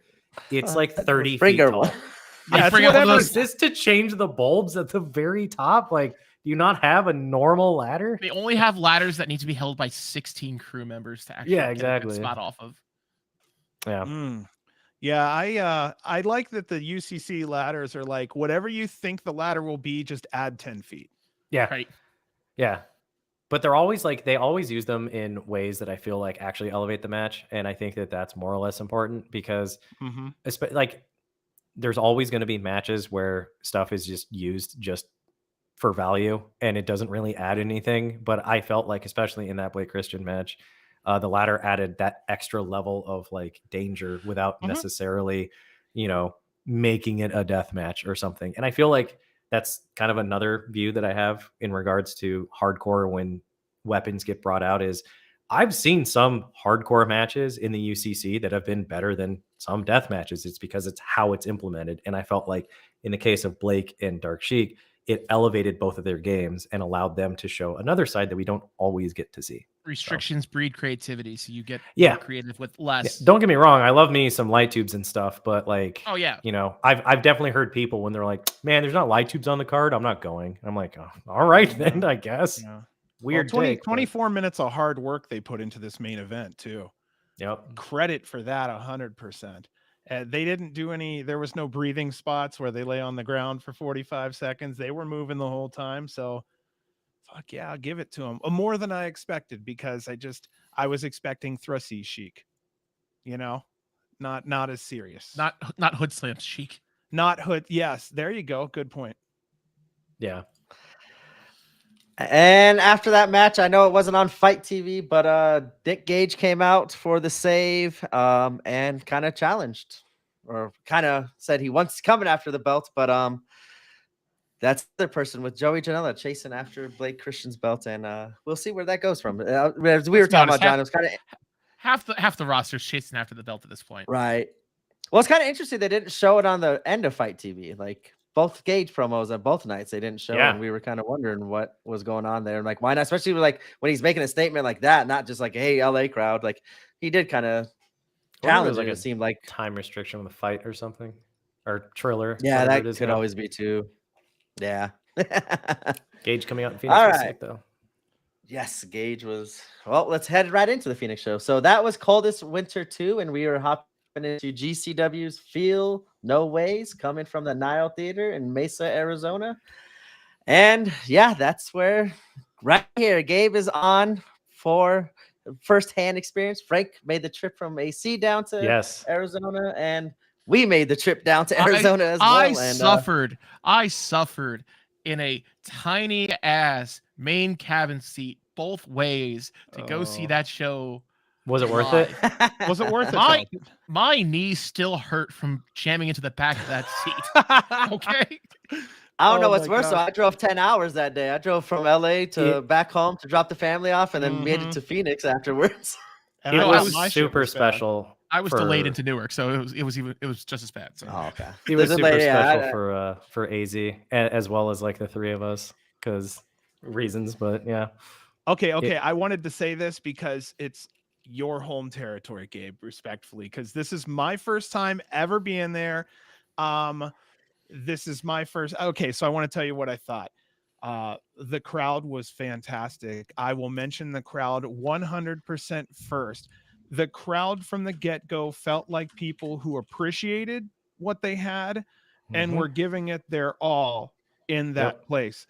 I think that the acoustics inside the building were fantastic. I also thought that the fact that there's something underneath allowed people to stomp. The rumble of the stomp sounded awesome in the place. The chairs were really cool because you got to lay back a little. However, that stomp is not something you normally hear in a GCW show, which it really added. Yes. And then the last thing was the chair. It was really cool that it sat back, but it wasn't cool that my fat ass crack was hanging out the back of the chair pretty much for 3 hours of the show. And I feel bad for whoever was behind me, but I tried really hard, whoever that was. But what else can I say? The crowds, dude, I had such a good time talking with everyone because everybody was friendly. There was no lines at the bar. The bathrooms were fucking clean. Like, it felt like if I went there 3 or 4 times, it's like family then. I feel like I'm just 3 or 4 visits away from really feeling like there's like I went to LA 3-4 times. I ended up talking to most of the front row now. Yeah. So that was my Phoenix. Phoenix was 10-10. Like A+ show. Go ahead. Oh no! Sorry, I don't want to cut you off. No, I was just saying, like A+ show, one of my favorite shows I've ever been to. I swear, the crowd, like we talked about that night, like the feeling, the vibe, the people, the show, the energy, the way it was like ran, everything. Yeah, everything was so awesome, man. I can tell you why that show was super hot. At least I'm gonna from tell my perspective. wife good night real quick. I'll be right back. Yeah, you want me to wait or no? Go ahead. Okay. So the show is important for a couple of reasons. And this is, again, coming from just someone that got to see this unfold, as it happened. But our good friend Raleigh, who's in chat, he is, to make it simple, he's part of, part of the formula that got GCW here. It's so much of his hard work went into helping bring it here. And I want to say first and foremost that, like, if you want to thank GCW being there, you need to thank him, because the amount of work that dude put in to help elevate Arizona wrestling to the point to where, GCW wanted to come here. That's fully him. And that's kind of something that's important. We used to have a local fed called Party Hard that ran out of Nile, and Nile and Party Hard had in a lot of ways similarities to GCW. One of the most bloody matches that's ever taken place there was a dog collar match that was there. So like you have people that are down for a little bit of violence. PHW had people come through like Effie, Ali, Sheik's come through. Sheik now runs Hood Slam through Nile. So like the wrestling scene has been here. It's just no one big enough wanted to really step in and like put a show on here. And we'll get like AAA has come through at Mullet Arena. But no one like it always felt like we would get skipped over and stuff. And with Sheik starting, I heard like, hey, Sheik wants to run Hood Slam out because, our small local feds, they got a notice from there. And then it slowly started to build, slowly built. And then over time, we finally found out, GCW wants to come here and they want to come to our home. And that's kind of how the Nile needs to be looked at. You aren't seeing GCW just book any venue. You're seeing GCW book our home. And that's why that theater was blowing through the fucking roof, is because we finally got our chance to be on that stream. And while some towns may think, oh yeah, we get GCW all the time, for us, it's so much more than just that. Like it's important. Yeah, exactly. Like 5 times a year. Let's go. Yeah, exactly. Yeah. And there's nothing wrong with that. It's just like, we waited so long and then it finally came. Like I knew the second I walked through that show was going to be like that from start to finish. And that's all it was. And to be able to experience that front row and then finally like look at my buddy and be like, bro, you fucking did this. Like you're the reason GCW is here. Cool. Like it's just like a good emotional night. And I'm so looking forward to June. And it's cool knowing that our show, people that watched from other states got to look at Phoenix and go, that's how y'all roll now. This is how we run wrestling in Arizona. So it's cool that Arizona is now on the map in that sense. And I hope that this starts to attract more companies, to come here and see, because we mostly just have local feds. We have a couple of feds that will travel, but like it's mostly localized. So I was blown away. I heard thankfulness in the cheers, like people who give that much emotion. My little crew of 4 are like 90s ECW fans. We just don't do the crazy talks that they do. But when it comes to enthusiasm, we give it. I came down there. I'm like, these are my people. Yeah. I'm like, you know what I mean? Like I felt like I'm making noise with there was someone in my fucking ear making as not much noise as me that night. And I'm like, oh, okay. Hell yeah. These are my, and then I like to play that game. Like we're the hot corner. What I do is we like to be the loud side of the ring because the wrestlers play to you more. Yeah. So yeah,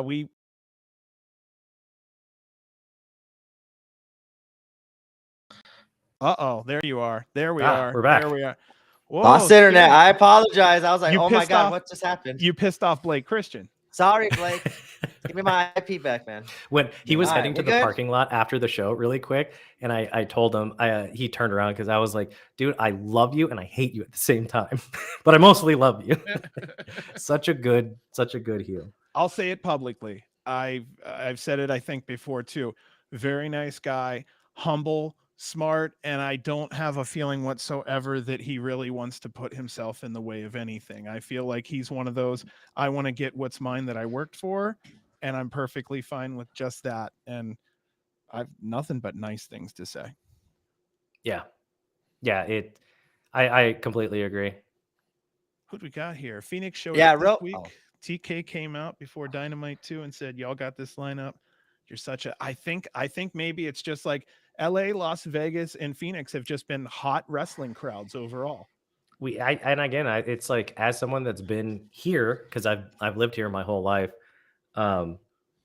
Phoenix has always been the town that like we kind of just got looked over. Like if you look at the history of pay-per-views, Phoenix has only had one single WrestleMania. Most cities have like multiple, like I'd say major cities, and I say major because Phoenix is one of the largest cities in the US. We have one. Mm-hmm. Maybe once a year we'll get Raw and SmackDown. Some years you just get one, and then maybe we'll get a live premium live event. But other than that, we just get skipped over, and it's so mind-boggling to me because like the scene here is big. You know, like we have people from Arizona that have made it to the big games, and we have 3 big promos, at least like local ones. We have PCW, we have AWF, we have Party Hard, which is the one that you can always find me at. Now we have like, you know, smaller schools starting to pop up. It's always blown me away that we kind of just got skipped. But I'm glad though that GCW has at least come through, because now you get to see the indie side of us, which I feel is really, really, really fun. Like, as you clearly saw. Because enough people are tired of the the corporate big Fed style. Yeah. And that's the one thing I don't know if like GCW chose the Nile. Like that was the one place they wanted to go to. Like that was on their radar. So yeah, glad to see the Nile get it. I kind of missed all the stuff you were talking about with the Nile there. That's when I got cut off. But oh yeah, you know, I was just saying that show was hot because you Yep. booked, because that GCW was booked in our home. It wasn't like we went somewhere. Like GCW came to our home where we see Hood Slam. That's where Party Hard Wrestling started, that is like our big local kind of like mini GCW, I guess, in the sense of like what we saw.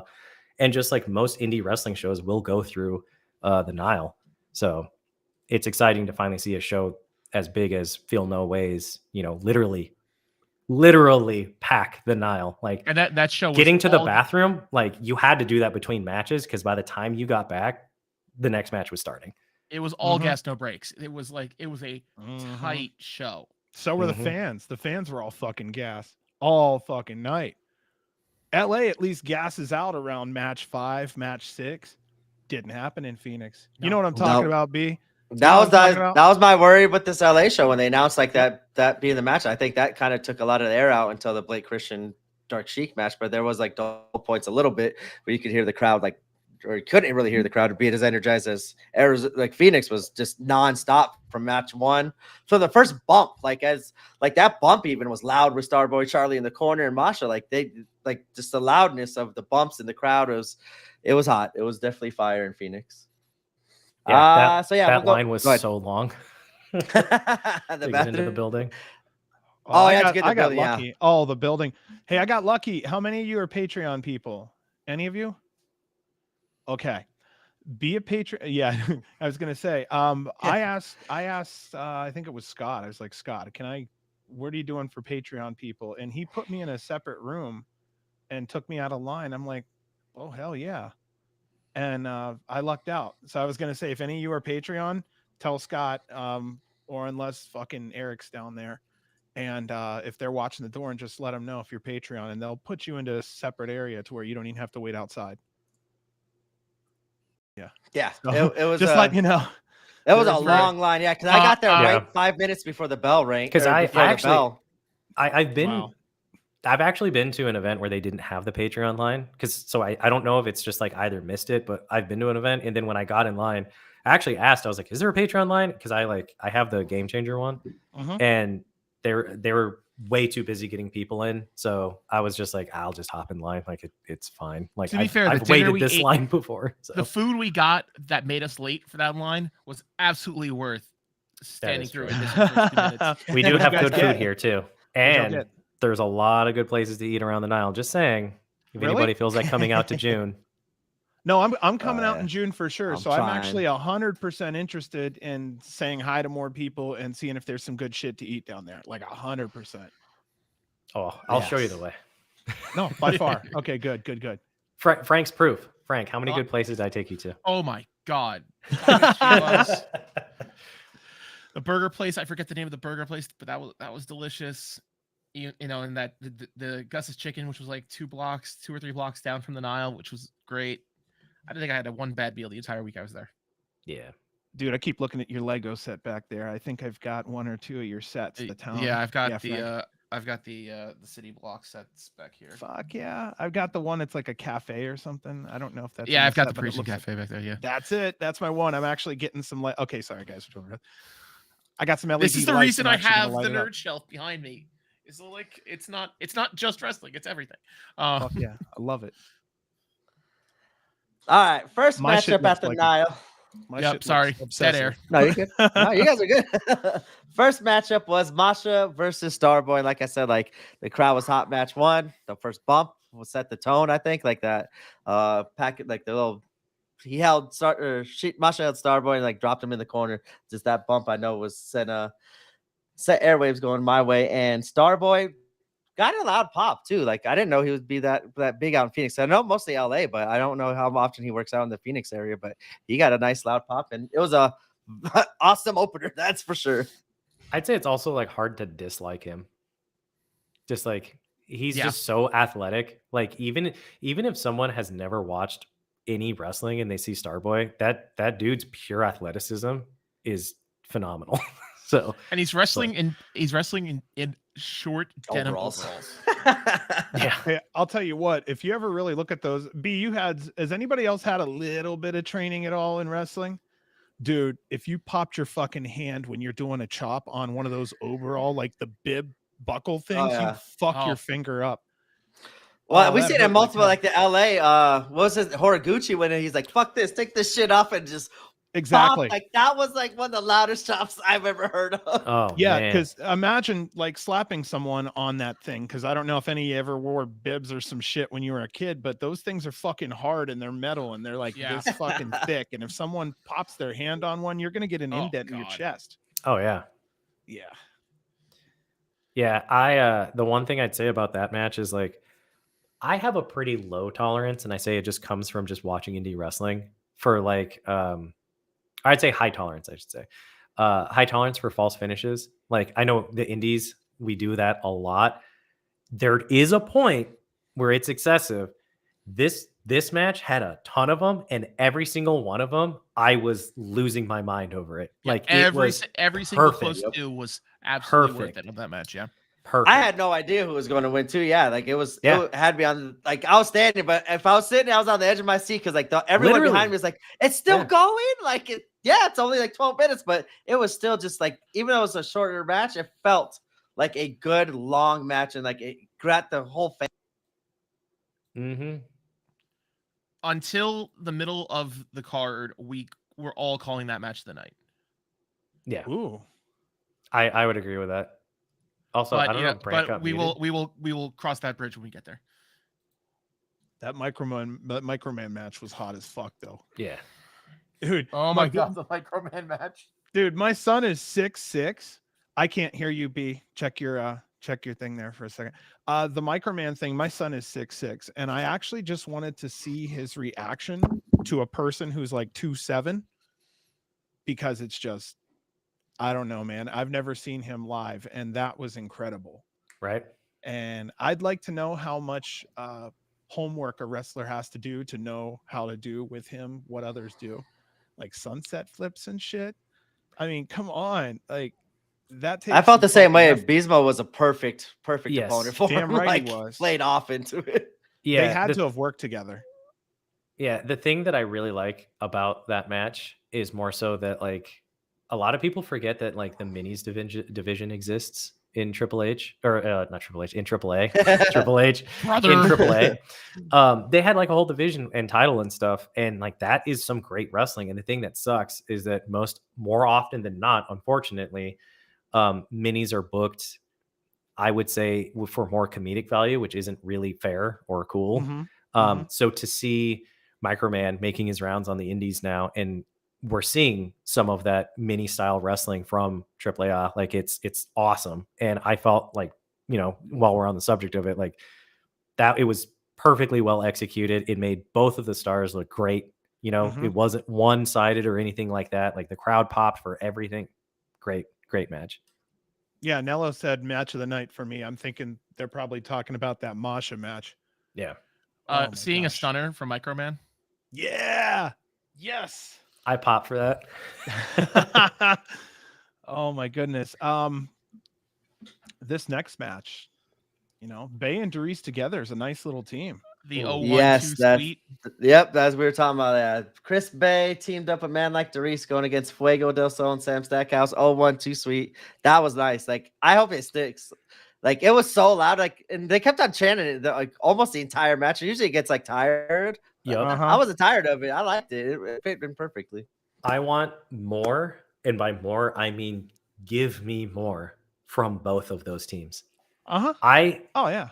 I saw Fuego del Sol and Sam Stackhouse, It was Stackhouse, right? Yeah, Stackhouse. Yeah. Stackhouse. And I was like, okay, this will be cool. And then I left. When that match ended, I was like, I need more of both of you, please. Such good chemistry for such varied styles between the two of them. They're like two pieces of a jigsaw puzzle. They just fit in perfectly. I loved it. And then also I love like Doris, and then I love Chris Bay. So to have them together, that's just an instant win for me. Well booked match in my opinion. Stackhouse's I don't know the proper term of it, but the Rikishi driver thing that he does that like at the very end of the match, that shit looked so sick. That's such a good, that spot was such awesome, I popped so hard for that. Stackhouse is that the big ending type thing that he does? Like the big it's like a gnarly that's one of his finishers. Yeah. He got thrown out of the ring at one point, and without his athleticism, he was going to run 400 plus pounds right into me and my wife. And I was like, oh, fuck. And I told him as he went down, I go, I fucking owe you, bro. And he's like, thanks, man. Yeah. He's a really athletic dude. He is. And I've actually talked to so many wrestlers, and they're like, dude, he's an athlete. He just has weight on him. Yeah. I mean, like we've seen time and time again throughout the history of wrestling, like big boys can be athletic as the most cut fit dudes. Like look at Bam Bam. Like how many big dudes do you think got into wrestling because they saw Bam Bam being a big guy, and maybe they were the big kid in school and they were like, he's doing cartwheels and like flips. I want to do that. Like Bam and Vader right here. Oh yeah. And Big Boss Man. I always thought that I'd end up probably being Big Boss Man. Like big, heavy, round fucking upper and these little stick legs. It look like a watermelon with toothpicks attached. Yeah. I agree with you with Gabe. The team of Fuego and Sam's, like you worded it perfectly. Perfect mesh together, and their chemistry was awesome. And I didn't expect to see it, but then I thought I read that they were or have teamed before, so it makes sense. But I didn't think about it or know about it, and it was good. Like they were a perfect tag team. Fuego is one I wasn't really too high on because of just everything I've seen on him just getting squashed all the time. And like little bit he's shown in GCW has been awesome, but this was the one for me. This was his showing or coming out party for me. I loved him, and I talked with him in the back, and he was into it, and he was cool. Like he was watching all the matches and getting into it too. So yeah, he's a Fuego cool dude. Got a new fan for me that night. Yeah, I followed him for a bit, and I thought it was unfortunate that like his AEW booking just kind of wasn't going the way that I think that could have best represented him, because I only really saw him on like Dark every now and then maybe for like he'd pop on Dynamite once or twice. But GCW's booked him I think a few times. I know he was at one of the Chicago shows, and his match he was at an Art of War Games. Yeah, I think he just like started with like a tornado DDT or something, and I was like, there we go, that's how we go. Yeah, so starting off with it. Yeah, starting off with it. But it's cool he's been popping up more because he's got that lucha style, but he's also got like something else I haven't been able to pick out. But it's unique to him. It's how he wrestles with the style of lucha. I don't know what it is though. The Bizzard here in chat mentioned Big Little Brawlers, the best show on TV.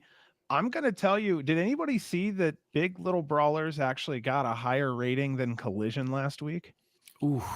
That was reported on, and I'm like, damn, man, really? What is it? Big Little Brawler? No, dude, it's so cool. It's little people wrestling, but it's behind the scenes. So you're getting the real drama of wrestling behind the scenes. It's just the people are smaller. Oh, dude, okay. You watch one episode, you're hooked.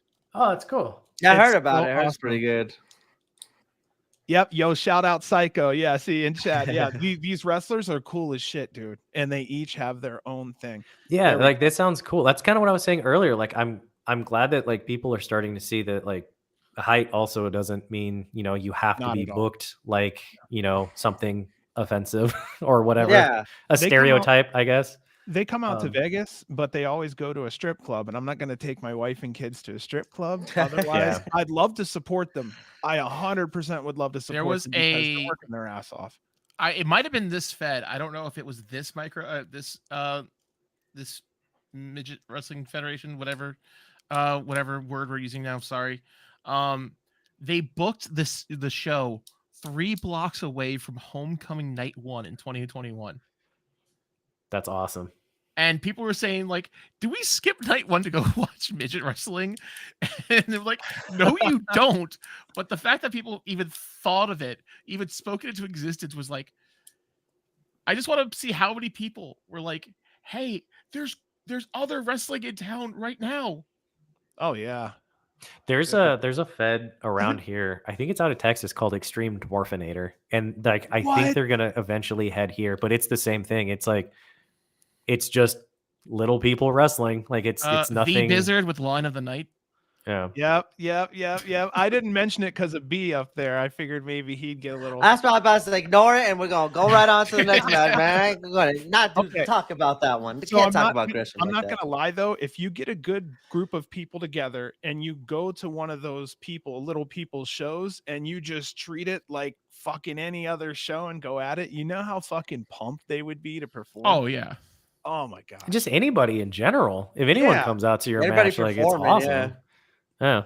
And they deserve it. They're performers. Sometimes it hurts when a performer doesn't get any reaction. So I'm like, okay, at least give them some cheers or some shit. Like at the local level. I've Trust me, at the seen local level, I've seen yeah. some stinker shows at the Mecca. At a certain point, okay. Side note, I'm sorry, I'm gonna tangent on this No, you're one. good. I've been at a show at the Mecca where it was 10 or 15 people in the crowd, and it was me and 3 of the regulars from GCW shows. Oh. We were heckling from the side closest to the bar, and we were just slinging back $3 beers, and just if it wasn't for 3 of us just doing our normal schlocky chants that we would at any other GCW show, there would have been nothing but the sound of people hitting the mat in that room. That's Oh, no. rough. That's fucking terrible. I've been stuff to like that. I've been hate to it. some shows down here, And the biggest not naming. wrestler on that show was Monta Kia, Wow. the butter superhero wrestler. Wow. The champion of the Fed came out to Freebird and waited for the verse to come out. Oh my god. 4 minutes later. No, it might not have been Freebird, but it was some Southern rock song, and he waited for like a solid minute and a half of his music to play before he walked out the door. Like, That's rough. oh my god, we were enjoying the spectacle of the spectacle rather than the spectacle of the show. Right. So You were getting the irony in the whole thing. We have a Fed out here that yeah. does a talk show segment, and I'm not going to name it because 2 people in here know who I'm talking about, but there's a Fed out here that'll do a talk show segment. And then if you're an indie, don't do a talk show segment. Like, honestly, just make another match. And it's rough because it's bad.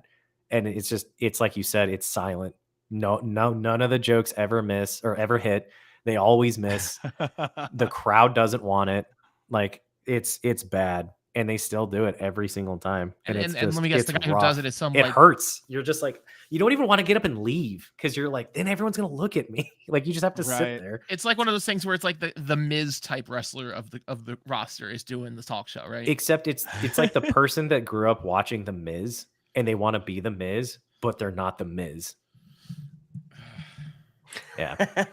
I saw down here, Blizzard said Colin Delaney would come out to the Full House theme in 2CW. That's a balls move right there. Yeah. It's sick.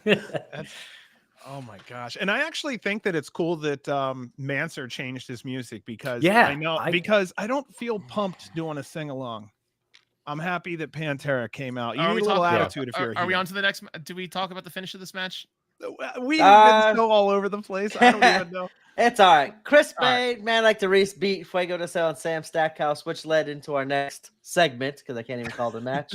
Bodie, Young Prodigy, and Mance Warner. And ass whooping of ass whoopings. Dude, the fact that it was Bodie and then you see Mance come out, I'm like, this kid's gonna get his shit kicked in. Oh, dude. Oh, we knew it from the start. Yeah. Oh, yeah. I was trying to start the fuck them kids chant. I was trying to get my teaching aggression out of myself. I was surprised the match started, especially because Frank tried to get into a fight with Mance. That was perfect. Yeah, you gotta say that, Frank. Look at, like, what are you doing here? When I just swore at Manser and he saw me as an East Coast guy, he's like, "What the fuck are you doing in Arizona?" And he just went in on me. But at least I I had the entire moshing army of Arizona hardcore behind me, so I was walking around with fucking bowling balls, bro. He wasn't scared of nothing. Oh God, no. Yeah, I don't know, man. I wouldn't help you if it was Manser. Nah, dude, I'm good. That's your own fight. I've seen what he does with the staple gun. I'm good. Yes. Listen, Hey, you ever- listen. The fact that I got patted down to walk in that building means he was safe for that day. It's true. It's true. So yeah, that match Sporter just pretty much He beats pulls up out the shank. BY. Is that a Oh, box he's cutter? What do you Got got it there? on him. Oh, no, that's Oh the shit! cone. Where's my $3? No, he can't remember which one. Oh, there it was. Holy damn, dude! You're cutting hair and cutting fools, huh? Really quick though, I love BYP. Even if he wasn't here to get beat up, I like him. Yeah, Great Las wrestler. Vegas loves him. We've been seeing him be since 4 years now, 3 years now. We've seen him. Yeah, since I've seen him for a while. Every time I've gone out to he was LA, used to train my or son. every time I've gone out to Vegas, I've caught him. Whether it was at an FSW show or GCW. I think he was also in a Black He's Label Vegas show. based, right? Maybe. Yeah, I don't know. Vegas face. He, Good Yeah. kid. he was with like the Starboy and Billy Starks, like the team, that Yeah. young team against like the I Haas peg team. him as kind of the next wave since the Brat Pack is like slowly starting to get into like That's Ring of exactly what I Honor said and before. stuff. Yep, that's what he Thank you, said. Brat Pack Yeah, 2.0. yeah. And then I'll play inside baseball. And Brant, God, Sorry, you sorry, know good. this. I don't think he's being pushed hard enough at FSW to reach his fullest potential. And I hope that maybe someone like I don't think it will Vandergriff or happen. someone local will maybe push him into the NJPW, like maybe somewhere around there where he might fully flourish. Or he needs to take his They ass got to a while Mexico. for that one. He's got a while for that one. Yeah, I think Mexico probably be the best fit for him and his moveset. Mhm. But they're gonna at FSW. They're gonna use him like for like the gimmicky spots, like with Danny Limelight and like what they did with his daughter wrestling, getting in the ring with Bodie and stuff like that. I think they'll use him for like the kind of go viral moments, not for a real push, because he likes to push the Hammerstones and those guys. I watched him practice when he was 15. He was doing some shit, right? And I knew he was intelligent when a kid put a headlock on him. And then he transitioned out of the headlock into like this other kind of hold. And Bodie went, "We're not in Mexico, switch it up." And the kid was like, "Oh shit." And then went from left-handed to right-handed. I'm like, kid smart. He Yeah. even knows the difference between left-handed and right-handed wrestling, between Lucha and American. And I'm like, all right, this kid's on it then. That's fuck. That's Yeah, how he you know your teaches like the shit. kids class. Yeah, he's pretty for strict sure. too, isn't he? You said he's kind of strict in the kids class, right? Or no? Yeah, he doesn't let him play around. Like that's the kind of the thing with the kids class. You let him play around too much, but then it's also like it's wrestling. Like some shit could get serious. Like you gotta take it serious. You can't be goofing around all the time. And he was in there telling the kids that. So it was kind of nice hearing it from someone closer to their age and someone like as older than Yeah. like a teacher telling them that stuff. All right, so Bodie tried hanging, or Manser tried hanging Bodie, and then Manders came out, and that kind of leads possibly to a future match with Manders and Mance coming up here. Real Which soon. I don't think I sounds got announced awesome. yet. That's Oh just- yeah, Because they both do that's death. gonna be a dog collar match. I could see that being like a. Ooh, it's like you were saying. Oh, it'd be yeah, like a that's what they- it'd be like a territory death match. yeah, that would be Honestly, kind of them cool. and a like dog that. collar would be. I think he's having the the. dog collar More- against Ali, isn't he? More appropriately, I think it would be a bull rope match between the two of them. True. Oh yeah, good call. Yeah, I think one of those kind of matches did get announced, but can't find it or know 100% Oh no, it was off the top of my Manson head. Alley? Yeah, bull rope, Texas bull rope match. There it Yeah. is. What show is that booked on? Dallas, February 23rd. Wow, there's a memory for you. Did you punch that up, or did you just have that shit in your head? Oh no, I found it. Oh, I found it I'm real like, fast. Damn, dude. No. You got the library open, huh? I remember seeing it, but I couldn't couldn't remember like what for sure show it was on. All right, that leads us into the next match, a 6-person tag match as Death Match Royalty. Broski Jimmy, Matt Cardona, Step Delander go against SGC Cunt, One Called Manders, Alley Catch, and Dark Sheik. I totally messed that up. I never know how they say it. With SG SG cunt. Cunt, okay. SG Cunt, that's easier to say. And yeah, this was a match too. I just want to see Manders get his hands. I want to see Manders get his hands on Cardona a little bit more. That was the one thing I was really hoping for this match. Yeah. But good storytelling headed in, kind of teasing the SGC further along. And I wonder how Cardona is going to play involved with Mance Warner. We thought about that and talked about it since SDL and Mance kind of went public of how Mance was going to fit in with that. And this was kind of the first time we see a little interaction as Cardona when they came out. We get to see Cardona and or Mance and Steph kind of look at each other a little lovingly, but also trying to keep it off TV. It's kind of seemed like. But there's no keeping it off TV. They did the whole after that. I forgot about that. After Atlanta, You're right. He's behind the curtain on like all this stuff. Yeah, I like that they do it. I like that they do it publicly, even on Twitter and stuff. It kind of brings a little bit of like humanity to them. And I'm not gonna lie, my wife, who follows all this shit, loves to know who's fucking who in the wrestling industry. I'm not lying. She's like, who's dating who now? You must have loved Battle Bowl with Manders and Sawyer. Mm-hmm. There was like there was like 3 or 4 bits they were doing back and forth between the two of them over the course of the weekend. I liked it. Oh my gosh. It was a solid match, though. It was just a good like trio style match. It did exactly what it needed to do, which was it was entertaining. The people involved were great. Having Cardona insult my city was an honor. He said it was an F tier city for fucking sucks. I loved that. Laughed really hard at that. It was great, and it did its job in that it furthered the storyline. Not too much to where I felt like, please, can we get to the next match? It did it in exactly the great amount of time. Jimmy being a stooge again. Yeah, no, it honestly, like, I'm not saying it was like a fucking A tier, amazing, crazy blow off match. It would filled its purpose, and it did it great. And the crowd was super loud. I'm watching it right now, just seeing like the Dark Sheik the pumps. That's one thing I wanted to bring up. Dark Sheik's costume this night or ring wear was awesome because it was like the gig and after all the blood that she had the night before. I thought it was a pretty cool callback to that night. Yeah. I didn't even think about that till now. Oh shit. Yeah, that was the first thing I noticed because I saw the blood. She had the bloody leggings on, right? So do you think that was on purpose, or did you think she just got popped during that spot? I think she was going to bleed anyway, probably, but yeah. No, that door spot definitely caused it. But I think she was going to bleed probably if she had that outfit ready with her. Yeah, I'm still a big fan of when I see blood. Like the match is amazing now. Right. I'm that sucker still. Yeah, when I see blood, I'm like, yeah, it's a whole other level now, brother. Yeah, just takes a little slice on the forehead, and now I think it's an ultra violence thing.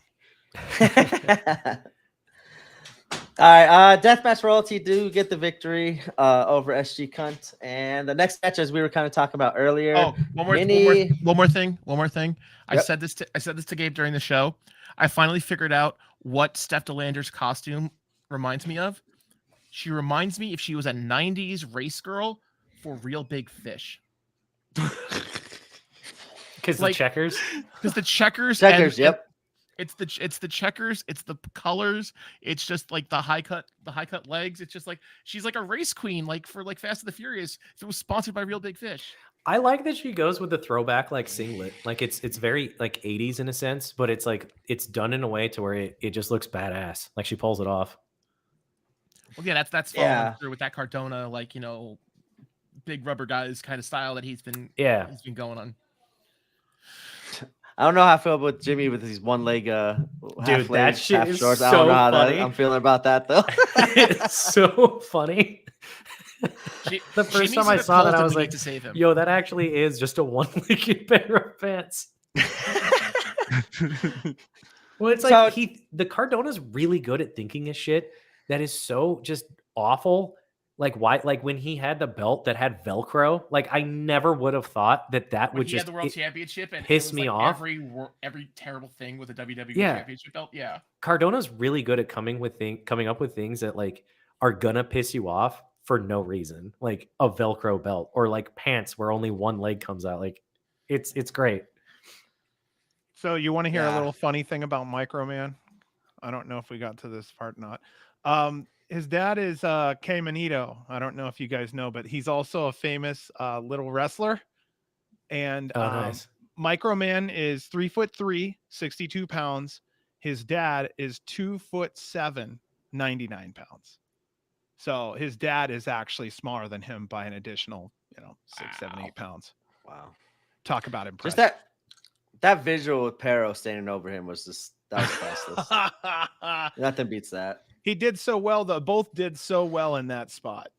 So, no Yeah, that is our next match, Microman versus Mini Abismo Negro, and we were kind of talking about that. I think that, as Frank said, like that first match was the match of the night up until this one, and this one took the crowd just went ballistic, and it was so cool seeing them lose all their shit. I thought about something really quick, very briefly. I forgot to bring up during the Stackhouse and Doris tag match. The building exploded when Doris lifted Sam Stackhouse. Oh, Oh, yeah, yes. The pop for big that slam was part, yep. deafening. I forgot about that. I love how he played into it too, like bouncing off the ropes and like I think that just kept the pop going too. And like Yeah, because we knew it was coming. Like you could see that it was coming. You were just like, "Is it this time? Is it this time?" And then when he finally hit it, and you saw the feet come off, you were like, "Yeah, that was actually a good spot." That was great.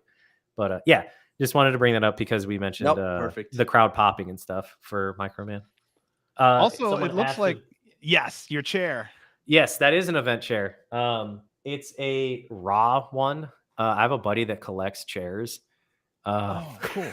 It's our friend Casey. He collects chairs, and he gave me that one because I'm a painter. And honestly, if I'm going to have to sit in something, those event chairs are actually really great at sitting in for like hours because that's what they're made for. So it's perfect.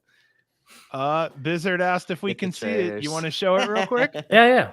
Yeah, fuck yeah, man. Why not? This is the variety hour. Let's have some fun. Get the tables. Yeah.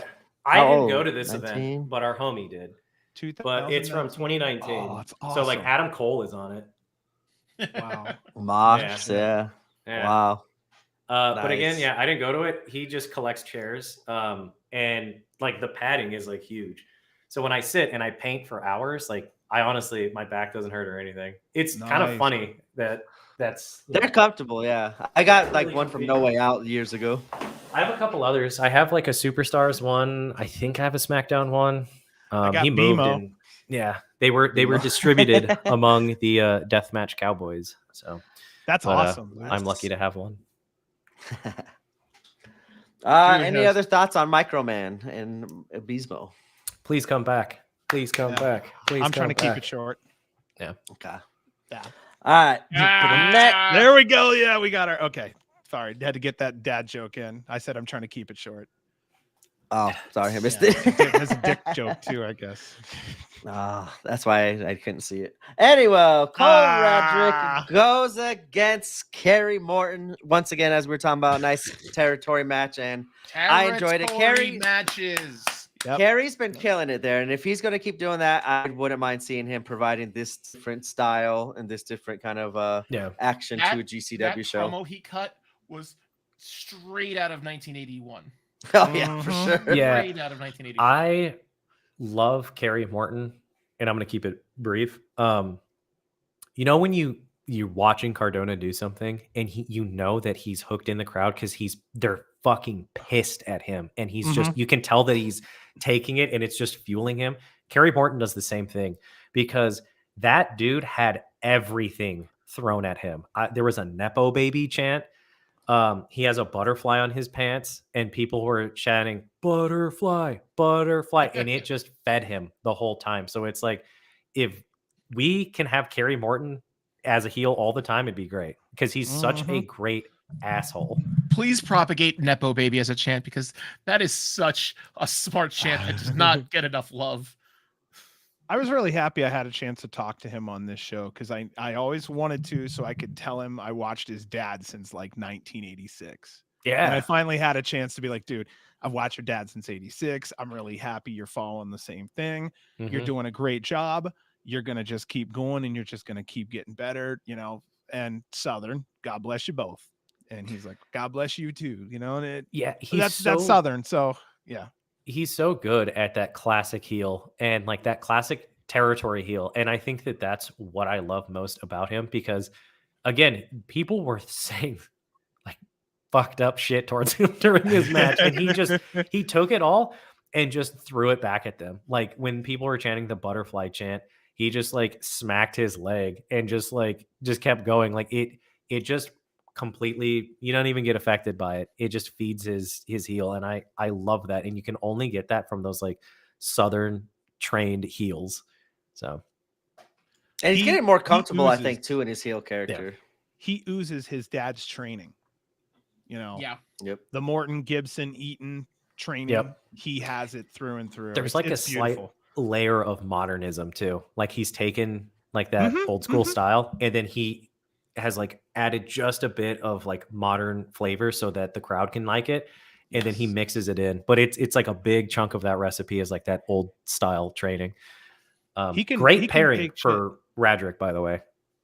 Yeah, for Cole. sure, dude. This was a good match for Cole too. I think Very. this was like a perfect stylistic matchup And- for him. I like him when he's like storytelling, like not going 100 miles an hour. Like he was going slow and working moves and holds. Like I liked it. He was playing He a has perfect like old school baby face. Yeah, Radrick has a big following here. As someone that goes to Mhm. like a lot of the local shows and stuff in Arizona, Arizona knows Radrick. That's why when he came out, immediately there were Ratty Daddy chants.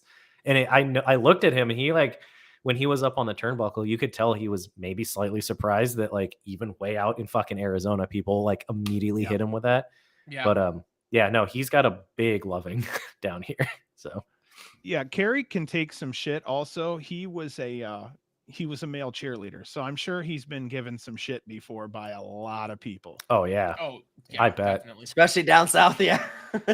I'll tell Which you what, is- though, when you're driving home on the bus from the football game, which bus do you want to be on, with the cheerleaders or with the other football players? Yeah. Not only that, but like I Yeah. was homies with in college with a male cheerleader, and you have to be ripped and very Oh, athletic yeah. to do that shit. Like Oh, they're dude, just it's they're another cut. level. It's another And level. honestly, I think that might be the best non-wrestling sport to actually get ring ready would be like the gymnastics of cheerleading would actually Oh, yeah. kind of translate over well to wrestling. Yeah, And like holding the Gymnastics wrestlers in up in general. the air and shit. Yeah. Well, Oh, you I had have- heard I'm- that Jack Cartwheel has a history of gymnastics or something too. I I'm don't know if not that's true or surprised. not. I don't know would if it's not true be or not. surprised. I've just heard it. I could probably look it up real quick and see. Yeah, if I have forgot who it anything on was. there. Someone had mentioned I- that to me. I know and I he was like, I can wrestled. kind of see it. I know he wrestled. I know he did football. You know who else? I'm looking here. Gymnastics. Yeah, gymnastics, football, and wrestling. Yeah, that makes sense. He's No surprise, it shows. you know. Yeah. Yeah. And that's a crazy thing too, is like Kerry Morton, Jack Hartwheel, like you don't see them get like gassed in the Mhm. ring. It's just that's just how they are all the time. Yeah. There's Blake in chat too. You know who else was a male cheerleader? Blake. Blake was also quite a few there. See, Nikki, Kenny, Mike. Yeah, yeah. There's actually way more male cheerleaders in wrestling than most would think, and quite a few gymnastics because, well, at this day and age, it's mandatory, damn near, and it's keeps you from getting all fucked up. All Oh my right. Don't think we did the winner on that match. Cole Radrick did beat Kerry Morton. Yeah. I forgot what the ending was on that one, but probably some old school stuff. Hold Probably on. some old school stuff. like that's like Kerry Morton did It's this probably shit some before, old school like, stuff. so some old Yeah. school shit. Ripped his Why do I pants. and all the immediately time. just Threw picture powder like, in his just like a face. roll up, just like a classic Exactly, roll up, that's or what- like a that's what I figure meant four for. pin, like a Ric Flair Oh, style yeah. figure four pin. passed out on the ground? Oh my goodness. Oh, it was All right, next. it was a Go ahead. it was a roll up. It was Kerry was grabbing the ropes. Cole ripped him off the ropes and Oh, got him up that's in a right. roll up. I was about to say, I think it was like a Oh, yeah, that's replay of right. the It night was one of the before, really except deep Kerry ones. got caught this time. Yeah. Yeah. All right, next match, 6-man tag match as Los Pacisos teams up with Rina Yamashita this This time. was my going match of the against. night. Oh yeah, This was my it. match of the night. Against Los Desperados, Arez Gringo, Latigo. Yeah, this was the biggest match I was really looking forward to, and yeah, it was awesome. It was all over the place. The action was amazing. This was the one I wanted to sneak front row with you guys just to be a part of it because This I match knew was this one was going to go crazy. this Yeah. match was illuminating. Yeah. When the And those lights are- came down, the fucking place went crazy. Those are Oh two my teams too God. that have big followings here. Just like out here, if you mention Macizos, people know who they are. If you are talking the deathmatch scene, I mean, everybody knows Rena now because she's the champ, but like everybody knew and loved Rena beforehand. And then Desperados, that I mean, we It's see them on, out in LA. Like it was meant to be like a big match here, and it absolutely delivered. So Yeah, anytime I can Blake- get Los Macisos and Arez and Gringo together, that's just 4 competitors I want to see no matter who they're wrestling against, especially Arez, Yeah. as we're seeing nowadays for me. Yeah, John, you were mentioning like how does someone prepare to wrestle like Microman? I've said this. I've said this to Frank in AC. Like, how do you prepare to wrestle Arez? Because his style, like the strange style studying shit, tape. like You're it's studying so tape. yeah. That's all you're doing. You're basically studying matches, trying to get it Yup. together, and then when you get at the same venue, you two are just going to have to spend 45 minutes rolling through it together. Yeah, and it comes all you out can do. so sick because it's just so fluid on his end. Like no matter Mhm. how well prepared someone is, like even if they took like 2 hours to prepare for it and all that, like he hits that so smoothly that he always looks on top, like he just outsmarted them, and it makes that gimmick of strange style just it'll always There were last. so many good multi-man spots. Oh yeah, By far. There was so much coordination. There was you had Rena's dick twist, triple dick twist. yeah. I was praying for that spot too. I was like, man, please just like drop down and like just bite him. And then she did. I was like, oh my god. Do you know what I'm So trying to funny. teach her when I get to a show sometime? Do you know how like when you're a kid, somebody goes, I got your nose, Yeah. and then does the little thumb thing? I was thinking if Oh. it been cool, she's like, I got your dick, and then she got the little thumb thing. I'm just waiting for it. I want to teach it to her when I get a chance next time I see her. It's great, isn't it? See what I mean? She does a double thing and then she pulls I never it up. would have She's thought like, of that. got you, dick. I say this a lot. This is something that I say a lot to people that I hang out with at wrestling shows. It's like, wrestling is awesome and great and I love it, but it's stupid and I fucking hate it. Yeah. And the triple dick slot kind of totally sums up everything that I mean in that sentence. Because I talk for it, but it's just fucking dumb. Yeah. Like we all laugh, but we know that's why some straights don't watch it with us. You know what I mean? We're like, okay. We laugh at the dildo spot, but then we realize why some people don't laugh at it, kind of thing. It's like, that's independent wrestling for you, baby. I'm just so glad that Desperados went against Los Macisos and that it was all over the place. It was the energy that night was back up. I need more Desperados just in general. I think that's such a good tag team. They popped up, I think, on 2 previous shows, and I've just been loving every minute of it. Let them free birds against Violence is Forever and take the belts. Oh my goodness. That would be good. I'm not against it. I'm also wondering if the members of Los Desperados are going to be plug and play. Like every now and then we get Latigo, and then sometimes it's going to be somebody else instead stepping in for him. I think it's this threesome has been kind of locked in for a minute. This is going to be the future, I think, for the next 6 months or so. But let them free birds the belt for a couple shows. Not against it. Not against Violence is Forever has been doing great. I want them to have a nice, well-deserved run because I'm just such a big VIF fan, period. But I think it's overdue too. Yeah. Oh, absolutely. So that's why, like, let them hold that belt for the time that they should have probably been holding it beforehand. I mean, I didn't expect them to beat Macizos in the first place. Like, I remember sitting like this, watching it, and then I heard the 3, and I went, "What? Like, they actually dropped it?" So that was the start of their 4th title reign too, and I mean, it was extremely short, which is unheard of for Los Macizos and for GCW. Yeah, you don't see transitional champions in GCW. No WCW booking here, right? Yeah. Los Macizos do end up picking up the victory, but yeah, I think for me that overall that was my match of the night. That was awesome, and yeah, I couldn't have asked for anything better other than Arez. I want to see Arez like dripped in gold now too. Him and Gringo would be an awesome tag team, I think. Well deserved. Like honestly, like I would love to see Arez have some form of gold, especially because he's at so many GCW events, and I feel like he just always delivers. Yep. After seeing him have that match with Drew Parker and having Glass, like I wouldn't mind. Like I think he would kind of surprise a lot of people, not in a TOS setting, but just in as a one match kind of. Hey, you don't really see me in death match, but here what I can do, and I think it would be mind blowing. I think doesn't he do Zona? Yeah. Yeah, I was gonna say like. Yeah, I think I don't know if he was on this last one or not, but no, but he's done it in the past. He's done death in the past. Yeah. I think that would be a nice little wrinkle to the deathmatch scene. He can work every crowd because I've seen him at that small ass Vegas FSW event, like cramped in the corner selling his shirts. You know, he's the 50 seat venue.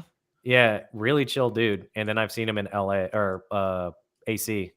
I've seen him actually in both, but I've seen him in his venues as big as like even the Terminal, packed for Homecoming. Yeah. He was there. He knows how to work that crowd. So I would love to see him have something, even if it is a tag team run. even like an extreme title, just do some extreme kind of matches with it. That'd be he'd have some I different. want to know. different I kind want of to know the fate matches. of that title. I don't know where it sits. Yeah. Well, My Joey has idea- it now. Like that was like The extreme last I title, heard. The extreme title is in such a identity crisis right now. Yeah. I think it's going to get swallowed. I think it's going to go away. I think the unification's coming. So my idea is I think the extreme title, it needs to go away only because one thing, I think that the JCW belt serves that like card that belt, that IC title spot. I don't want to say IC, but yeah, the IC title. And I think Mm-hmm. that the naming of the extreme title, like people might think that that's a deathmatch title, even though we all know it isn't. Like it's like you said, it has an identity crisis. It's the extreme title. It's been defended in deathmatch, but more often than not, it hasn't. But then like JCW's belt is over here, and like the belt in my itself head is such canon, a 90s design. yeah, that's terrible. In my head canon, the JCW belt is like above in terms of like where the extreme title sits, just because that's how it's been booked so far. It doubles the UV also, so it's kind of redundant to have two belts that kind of mean the same thing. It's like, well, I like tacos. Well, I also don't like tacos with beans. It's like, so like what the Blizzard Yeah. said. I would assume the extreme title would be a deathmatch title. That's kind of what I was saying, and it's like, But we have an know that ultraviolet it title. isn't. We know that the ultraviolet is that title, but from the Yeah. outside, if someone is like, I wonder what the champs are, you know, because I do that. Like, someone's Make like, it a hey, scramble belt. Just get it over with. Rip the band-aid off. Make it the scramble belt. I've tried to say that so many times. Here's the argument. Brett says that he doesn't want to pigeonhole any wrestler into being a scramble title holder. However, my argument is that's a booking problem. And if you do it right, you don't have that issue. If Gringo shows up at every show, let him carry it for a while. There's another company that if you win 3 scrambles in a row, you get a heavyweight championship title shot. That'd be tight. So since we know that there's going to be right around the same 25 people at every show, well, then throw some people. And if you win a scramble for a night, take the fucking win. And then the next time, if he's not there, the title's vacated onto the next winner. Have fun with it. Like a 24/7 title, damn near. I was going to say, like, using this as an example, I know it's a GCW podcast, but like using this, no one gave a shit about the 24/7 title. People hated it until R-Truth made it his belt and made it entertaining. You can take gimmick belts like that and make them entertaining. Because to me, like if we had a scramble belt, I understand the sentiment of like not wanting to pigeonhole anyone. I completely agree. Like you don't want to pigeonhole someone into that. But if you treat it as like, yo, dude, Gringo is like won the last 3 scrambles. Like I wonder how many he can get, 5 scrambles, 6 scrambles or something like that. That'd be cool. But at the same time, I also understand like not wanting to book someone and go, hey, you're the scramble title holder. So that means that you're only going to do scrambles because, Two reasons. Number one, you're not putting in a full man's effort at a time. And number two, as a champion, you're getting a little extra bump in money. So it's also kind of weird. And like, that's a good, to be fair, I would be cool with it from the outside looking in as a fan, a fan. I would be stoked to have the extreme title turn into like a scramble title because you can also mix in people that otherwise wouldn't be on a show, like and give them a win for a night. Imagine taking an ECW original for one night and giving him a fucking win just to have one Sandman. Night. I know. Sandman. No. Hey, what's wrong with that? What's wrong with the Sandman coming in one night, swinging the cane, fucking cracking beers? Everybody cheers him for one last night. I'm laughing because the idea of that's fucking awesome. Yeah. And then if you have it, like if you do have the scramble belt and you have someone say, have them stick with the belt for 6, 7, 8, 10 shows. That's a great holding pattern for someone who's not in a major storyline at the moment to still be visible in what is essentially the vanilla ice cream of a story. Now, let me ask you this, and then I'll shut up. The answer is purple or alligator. In this hypothetical situation where there is a scramble title, think back to the Attitude Era. Is it heavyweight, intercontinental, and then the scramble title is the European, where it's like the third mid card belt or the second mid card belt, I should say. That's technically lower. That's a booking issue. Yeah, I would consider it independent of its own. Okay, I'm not asking because I'm not pro or against one way. I'm just curious what you guys are thinking. Like if you book it would be independent. Yeah, you're saying where you would rank it. Yeah, you've got Crash Holly Hardcore is if you book it badly. Because to me, I think having that European title where it's like it's the C belt, like that never really goes anywhere, and you get the pigeonholing. But I think if you were to do scramble, and again, what am I? I'm just a fucking mark that watches wrestling and has never worked a day in the industry. Me too. For the scramble belt, I think that'd be cool because, like you said, you could get mix-ins randomly. Oh, that's what makes it fun. It's like a small, clusterfuck. Yeah. But I'll surprise you here. I might be switching my answer for the first time ever on this. Well, let's hear it. I was listening to like the GCW podcast, the whole drive to Phoenix. Like I caught up on all the like 4 or 5 I've been behind on. Yeah, the official and he one? actually, the official one. Okay. And he made a statement of like, hey, the scramble matches are really just for showcases. Like if you go back and look at all of these scrambles, like probably like last year, look at all the scrambles, maybe like 5 you could count on your hand were all-star scrambles with some big ass fucking names in it. Other than that, it's mostly like the local guys, or as you guys said, that we got nothing for you, but hey, you're here. Let's get you on TV. Yeah. You bust your ass. Like We want to keep your name going. Like let's throw you in there. And like that was a better answer than the pigeonholing, though. I think the pigeonholing answer is such a fucking cheap, easy answer. It's like, then why is Jordan tag team champion and a singles champion at the same time? You didn't pigeonhole him because you didn't want to. You don't have to pigeonhole your scramble champion if you don't want to. Like that's If what you for me, say- like that was annoying as an answer. So now that we have this answer, like it makes a little bit more sense, and I'm fine and I get it. But I ultimately always go back to like how fun the run-ins or all these different kind of stylistic matches, all these scrambles like can have, and the importance of titles. The other way you can do it is you can make it that never open weight belt. Yeah, make it I exciting. like 24/7 title. Could you imagine? Like, okay, I was talking to B about this. The creativity. Joey's at a fucking bar. Someone comes up to him and just pins him. How about you're sharing a fucking hotel room with somebody and he's the 24/7 Now you're just title? now you're just describing Chuck Taylor's Chikara belt run. The heavyweight, yeah, like the you could just DDT go over, heavyweight champion. put your arm over I him liked it though. while he's sleeping. You have a referee count 3, and boom, you got a new 20. Like the GCW regular / roster is so creative that the 24/7 belt could be passed around 2-3 times a week, and it would just be hilarious. It's possible. I like the idea of like a scramble belt, like honestly. And I agree you have to make it independent, but I think back to like my favorite run of scrambles was when AJ Gray was the Extreme Champion, because that dude was on like every show in a scramble. But just like, and it wasn't just scrambles though. He defended against ACH in just a straight ring. I think it was a Ring of Honor pure rules match, and like totally different stylistic matchup. And he went through scrambles, extreme matches, the great one-on-ones. He had like AJ. I love that answer because AJ had so many different style matches, and I think that's what the extreme title. I love AJ. Used to be. You could defend it in any different type of match, and you never know what it's going to be. And I loved that feeling with that extreme title, and like even Cole had it too, defending it in all those scramble matches and stuff. You can ask Rank. I just brought this up. One of the sleeper death matches that no one ever brings up when it comes to like actual fucking heat was the Sanctified Extreme title defense between Cole Radrick and Colby Corino. That death match is fucking amazing, and no one has watched it. Yes, I think I heard of it, but we need to talk about that one sometime. That's a killer fucking match. Have you seen it, John? Yeah. Oh yes. I will tell you this right now. I felt like that helped made Cole. That match helped make him. Cole. That match for me, I had known Colby Corino.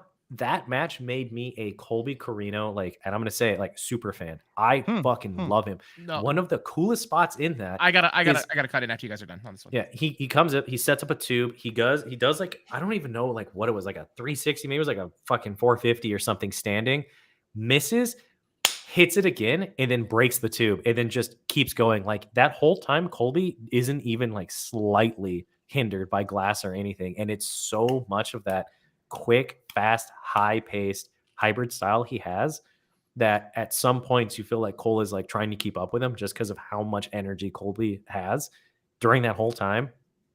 Such a good one. I love that one, and everyone should go watch it. It's on Sanctified. Yeah, I heard of it. I just haven't seen it yet. I do want to check it out. Though. No, the match that bad. The match that made Cole, and I'll say this until the day I die, was when he was the replacement for Atticus Coder. Or Invite. Invite. That was absolutely. That was the match. That was So I've tried to explain this to people who may or may not get it. You know how all the major league sports have that silhouetted logo of somebody like swinging a bat, Mhm. or with the basketball. If you ask for a silhouetted red, white, and blue logo of deathmatch wrestling, it's a silhouette of Cole Ryder standing there carving his own chest with a broken Yeah. light tube. Yep. Yep. Absolutely agree. That is the absolute pinnacle of what deathmatch is. It's just some guy with the Japanese fighting spirit just going at it at his own fucking chest. That's And I think all the crowd too was a giant part of it too. Like obviously, the crowd getting that big behind him was that was and like, he pulled it out of you guys. For that was sure. peak carousel room right there. That was Yep. because we Yeah. started calling for TOS as soon as that match finished. We were calling Yeah, TOS, you asked for him TOS. TOS. Mm-hmm. Wow. What a Yeah, time. that was a good match. What a time. Right? Damn. It's almost 2 years ago. Yeah, Oh, it's been a while. All right, let's go to the next match. Brittany Brooks going against Jamie Senegal. I had Good for never Brittany. seen either of these two wrestle. Really? Oh no. Well, I've you know Jamie what? seen Senegal Jamie on awesome. TV, Brittany's on Southwest for sure. YouTube. Yeah. Brittany's totally Southwest. Yeah, Brittany's a local. Jamie, always a pleasure to watch. She hits up, I think, even C6 and a couple other promos out here. But she's been in Arizona a number of times for our promos out here. She's wrestled for, I want to say, Party Hard. I know she's wrestled Wrestle Drag, and I think she's been in Hood Slam as well. But regular face Wow. for us, we get Jamie Senegal a lot, and we get Brittany Brooks a lot. So to see both of them be able to get onto a GCW card was an Arizona treat. But overall, it was a good match. Yeah, with Brittany, we see her up in Las Vegas quite a bit too at the local shows. My take on her is that she's got enough that if she continues the same way for the next 3 to 5 years, between that and the fact that she has a fantastic look, she's going to go far. Yeah, we were wondering who was going to, most pay-per-view or most events, I should say, for GCW, you'll see at least one local person like come up in an event.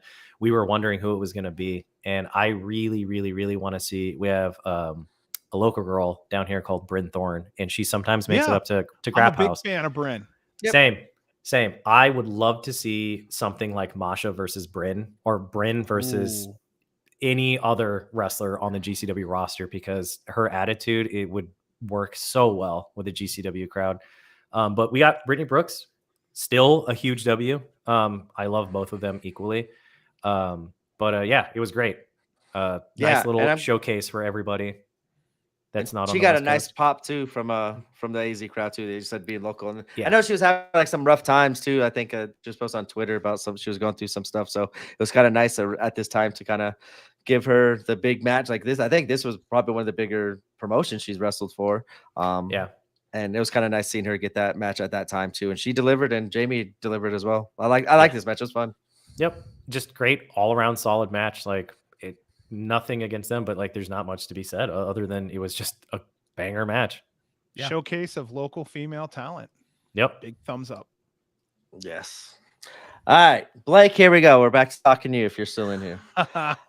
Next matchup, Blake Christian defending the belt against Jack Cartwheel. I was happy Jack Cartwheel got this match. I know he wrestles quite often out in the Phoenix, Arizona area, and I was glad he got the title match against Jack. And I know we kind of talk about the local people going, but I don't consider him one of the locals. He's a GCW person, and I was glad to see him get this match, because I've talked to you, John, about how the crowd reacted to him at Ring of Honor. Like they had no idea who Jack Carter is. Who's this Jack Carter guy? And have him, like, they were talking about him, and he's just been tearing it up, and seeing the growth and the confidence that he's been showing as of late. And obviously the work that he's been doing with Gringo Loco and all the workout in Mexico he's been doing. Jack is in another area, like another stratosphere in his career, I think. And I think he's just keep on going up and up. And this was a perfect, I think, another breakout match. I think we saw more of him now, Ring of Honor too, locally. And I think we're going to keep on seeing him all over television. That's awesome to see. He's almost like very subtly reinvented himself over the last year. Yeah. From like he's got new photos for like his booking photos, his music. I want to say his music is different. The music. Yep. Yeah, he's like, he comes out and it's hype. Like he used to come out and it'd be like awesome, like he would do the cartwheels and stuff, but like now he's taken that and he's like, look, I'm gonna come out, I'm gonna be the cartwheel guy and all that, but like let me show you I don't want to say edgy because it's such a terrible word, but it's like it's almost like a different side of him that like he's bringing. It's almost like a like he's cut like him booked for this match against Blake made sense, I guess is what I'm saying. He's not just the guy that comes out and does cartwheels and does lucha. Like it felt great. And I like that he's starting to get more exposure on things like Ring of Honor, and this new look for him and this kind of new approach is going great. I think the big like, oh, he's made a change was he doesn't wear the tassels anymore. He used to have the pec tassels. Yep. The under. I didn't notice he stopped wearing it. I thought it was. I didn't notice that either. The Ultimate Warrior tassels. Yeah. Yeah.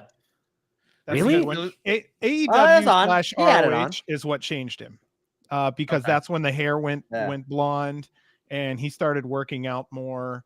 Yeah, he's cut now. This will be his last year in the Independence, I think.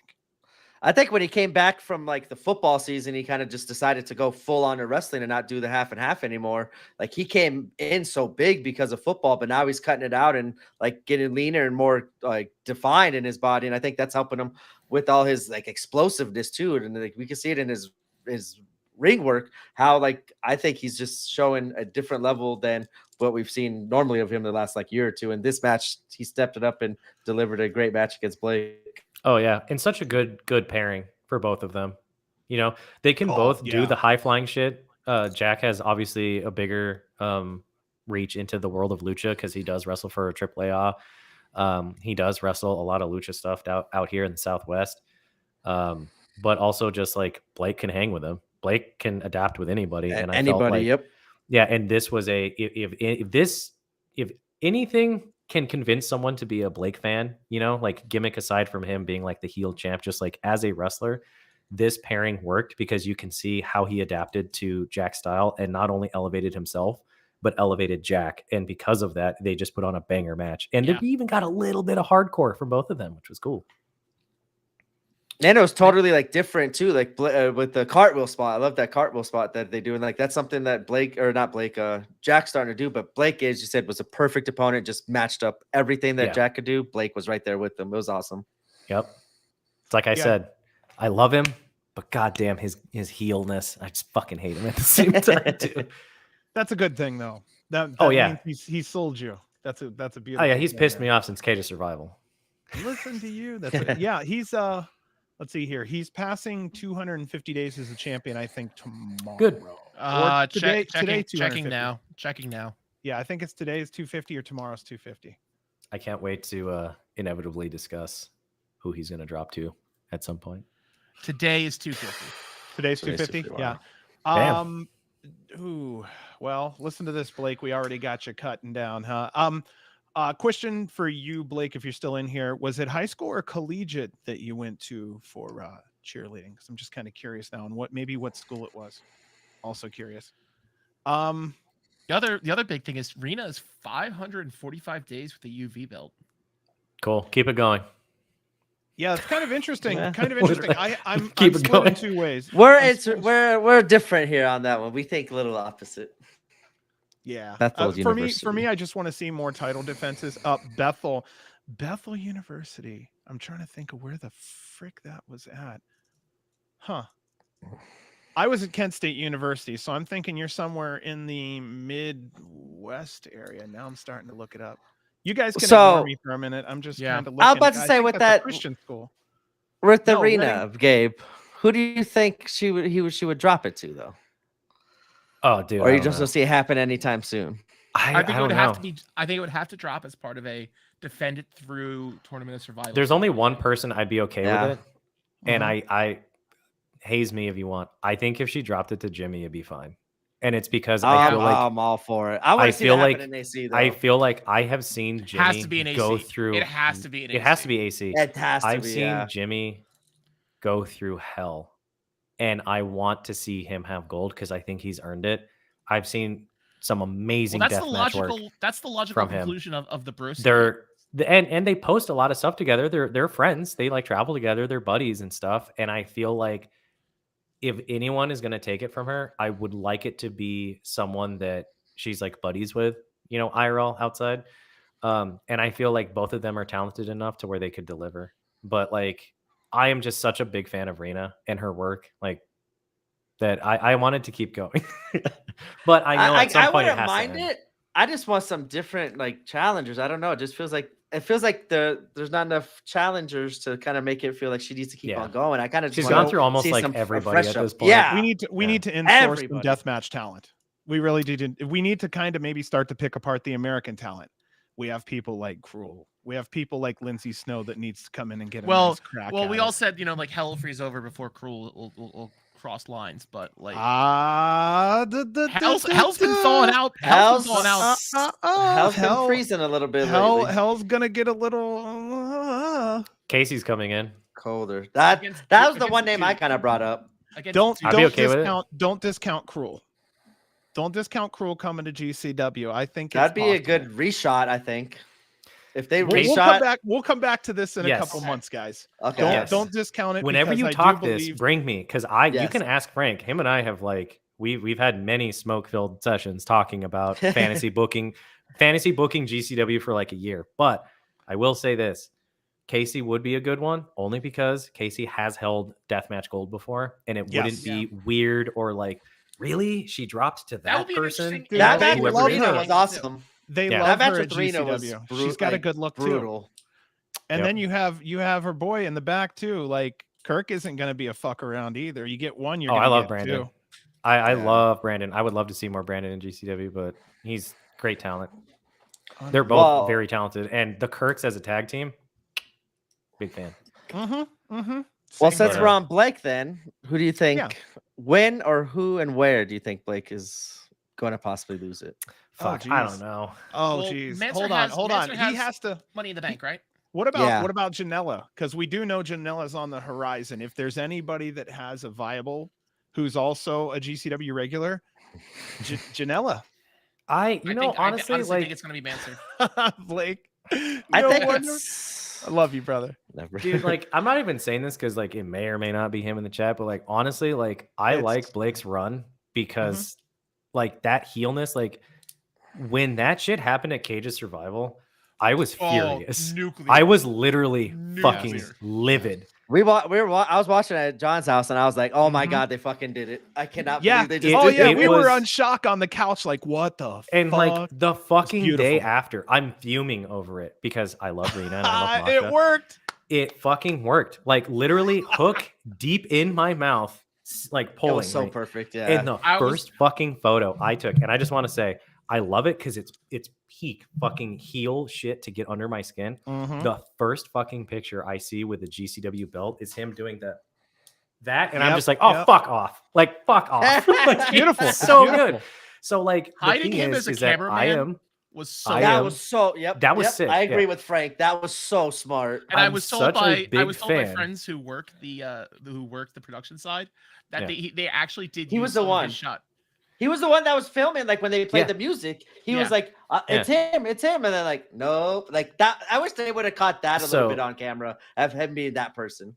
So I am a big fan of heel champs, but here's the thing: if you're gonna be a heel champ, don't be a fucking like half-ass on it. You need to literally piss me the fuck off, and that's what he does every time.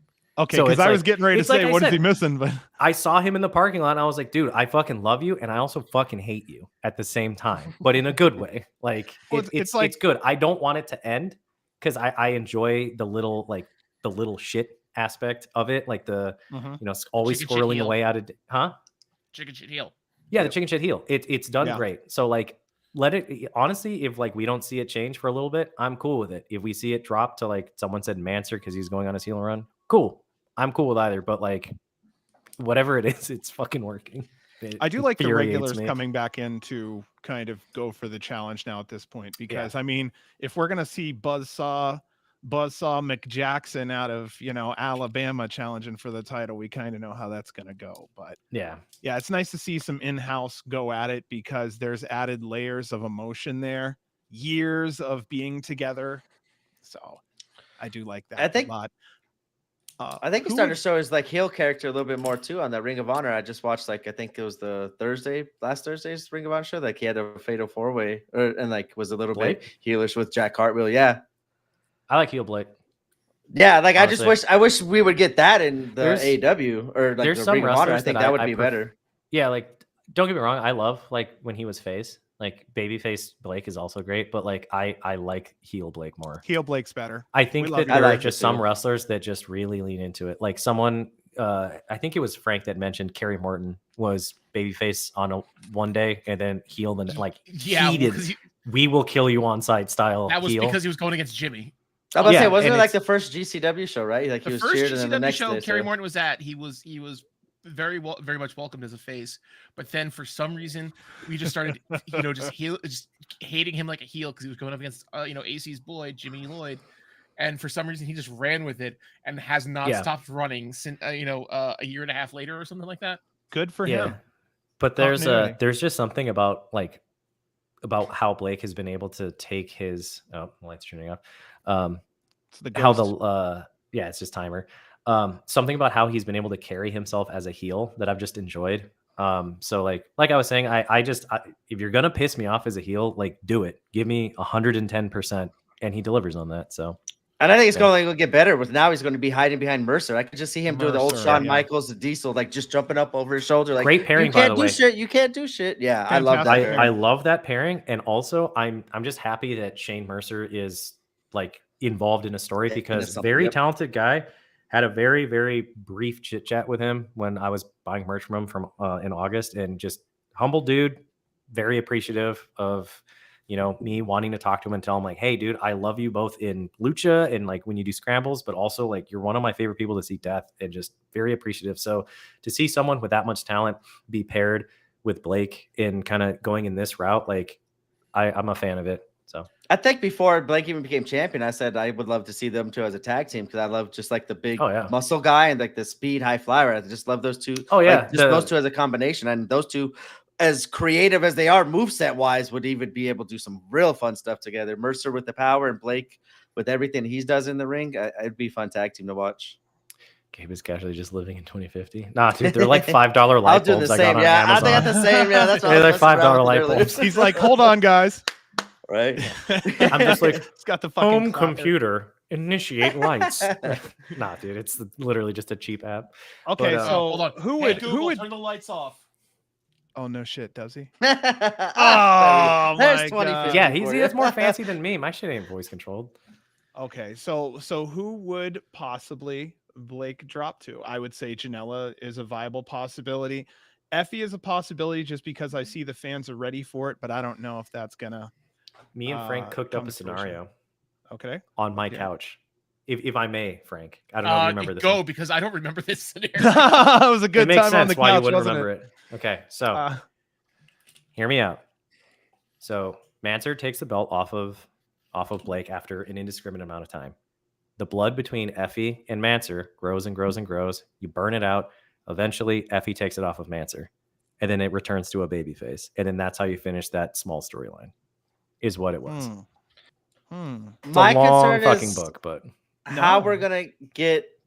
I don't know. Like I think there needs to be someone in between Manser and Blake. You have to have that face flip. a in between. face exactly. Even if people there's have just a ran transition. like heel. It doesn't happen often, but sometimes it can work. I don't think Manser with and those Blake two, would be man. fire. Like honestly, I Manser- think it would be fire. Oh, as the hell. if match- we're talking I wanna about see that all of match, this, yeah. like, But the crowd would if- be so split. if we're talking mean, I about don't all know. this traditionalism, like John was talking about not doing the scramble belt due to traditionalism and not like pigeonholing people, you gotta have a face transitional champion. Correct.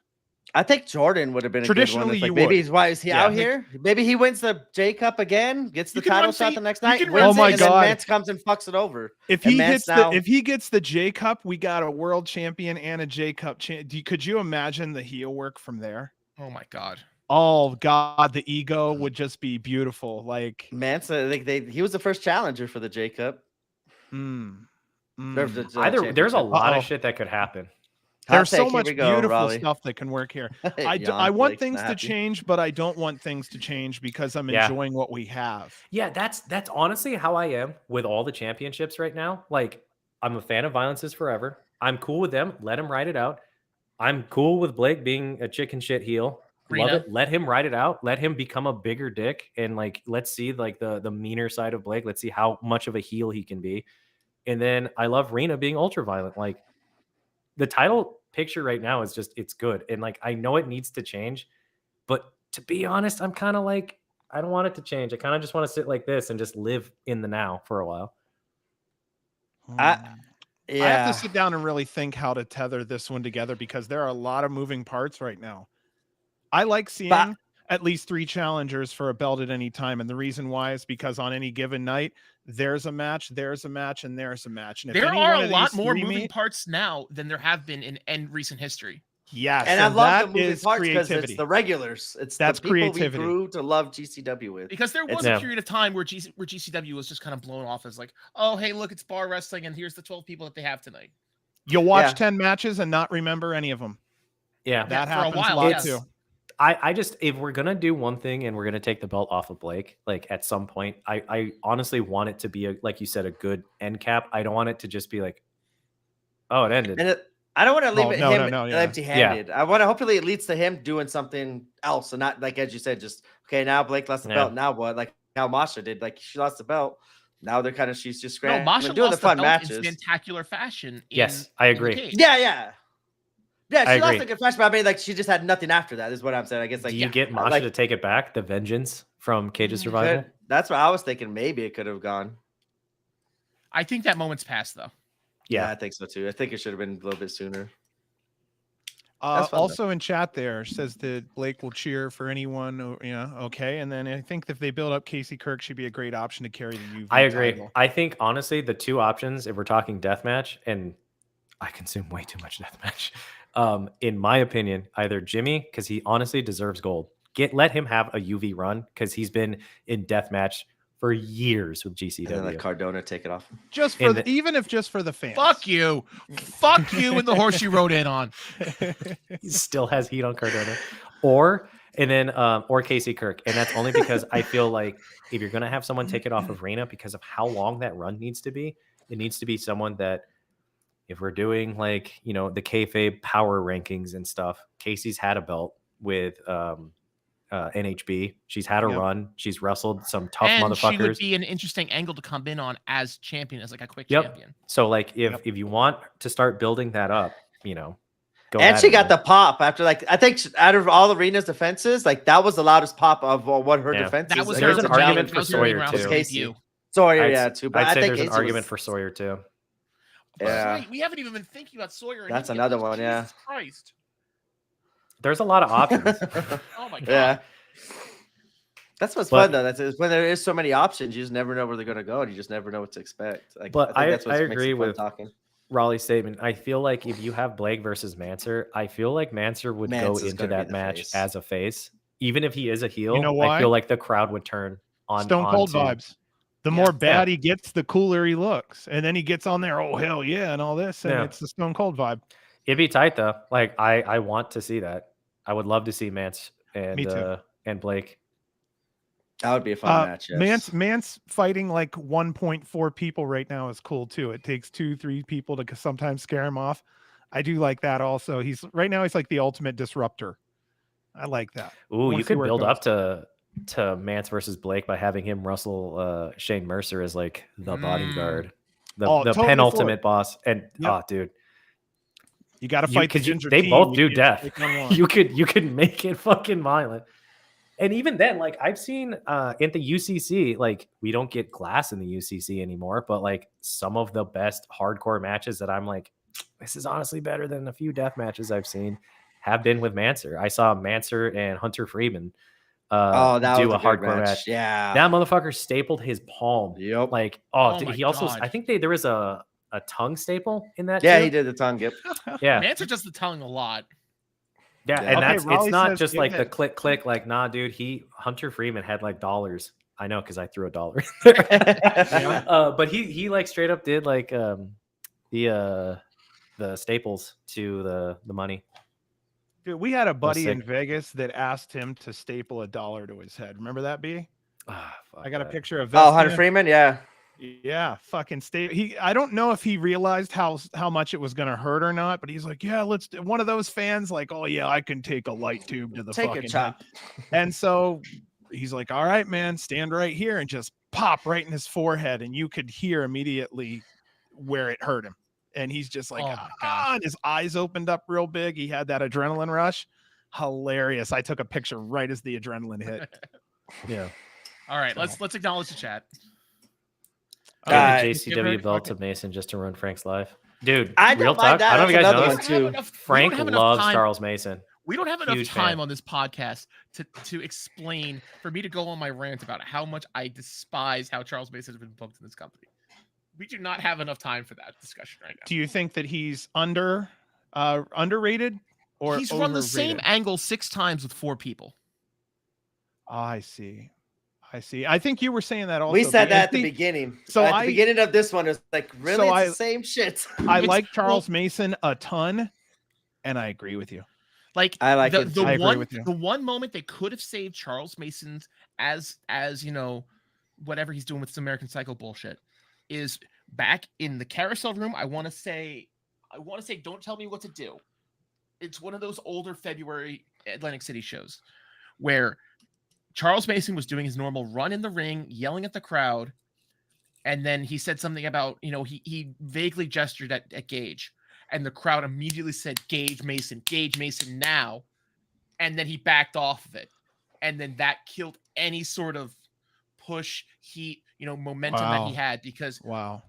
they could have done that. It was because they said it on a Saturday and they could have done it the next day. Gage Mason, just fucking, shot call it and send it. And then that would do something to Mason. But no, he's done this weird fucking stalker angle 6 times, including twice with Allie, twice with Billy. And it's like, Yeah. oh boy, he's done another stalker angle because he's got money. He's so fucking good at wrestling, though. Yes, That's but what I love. He's Watching so him fucking in good, Hog dude. is awesome. He's he so wrestles in he Hog. dresses strong. in a suit. Yes, he's great. He But the gimmick just completely turns me off from it. I agree with it's the repetitive. I remember that Gage spot. And I think we maybe made mention of it where maybe Mason's the next guy to go to, His- but then we were thinking if Yeah, he won't do death He was match. absolutely pinned to be the next That would have been badass. heel. RSP.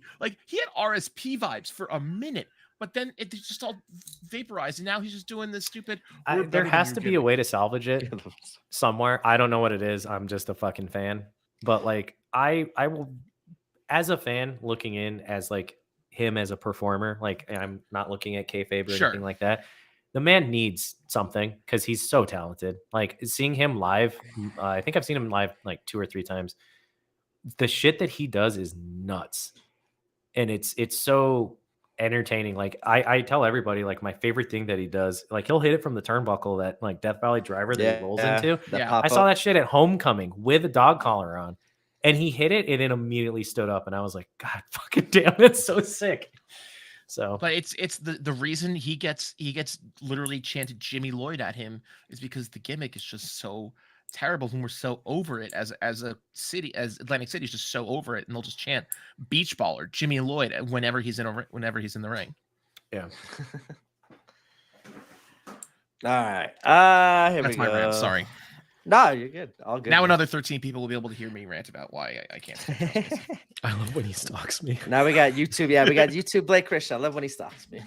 I think I brought that up before. I wouldn't mind before the Shane Mercer came around. I could see kind of Blake teaming with Mason to kind of has an anti GCW kind of thing of we're going to burn it down from the inside with Blake being the champion and Mason being the rich enough to kind of get the money behind it and hire the muscles and stuff. But also Blake would work with Mason for the protection and stuff. We thought about that as kind of a little GCW versus everyone else storyline back in the day. All right, last match of the evening, the main event of Feel No Ways. Richard Holiday going against Hammerstone, and same thing. I'm glad Hammerstone got this main event in Phoenix, and Local boy. got a lot of time and great matchup with. They went for a minute. It's yeah. very cool as a local AZ wrestling nerd to know that I saw that guy wrestle Hammerstone. I saw Hammerstone wrestle maybe 2017, 2016 Yep. to a tiny fucking ballroom. we have here. I went out and watched him in wrestle. It was cool. There was like maybe like 30 people there. And then now he's on GCW. So very happy to see that he got, the call up, at least for a GCW level show. But yeah, it was cool. I thought Richard Holiday was a good pairing because he's a very large man. There's only so much you can do with people that big. So something like Richard Holiday was a good pairing. Athletically and being able to like Ettore Ewan once said, "Big meaty men slapping meat." Yeah. Yes. I love it. Yeah. I think there was like to talk about earlier the MLW stuff too. I think that was a cool way to end the show. But Hammerstone, as you said, the call up. I hate using that word too. Call up. I do but too. It feels like I don't know what else to call it This was though. a step up from him. This was from a lot of promotions he's been working. I thought this was a good step up, and it's nice seeing him getting the higher and nothing against MLW or anything. I don't know what else to call it. So, yep, I agree. But having him, killed it. go from he finished his MLW contract, and they kind of like took those little strands and then incorporated it. I thought it was done well. Yeah, so, I liked it too. But yeah, just that's the best way to put it. Big meaty men slapping meat. We got to see some Richard Holiday shenanigans and how good he is, which some story Richard angle Holiday about Hammerstone's knee. Oh yeah, that was from the previous night too. Yeah, he got jacked a little bit the previous night, and I don't know how much he was selling or not, but he definitely did need to wrap it a little bit.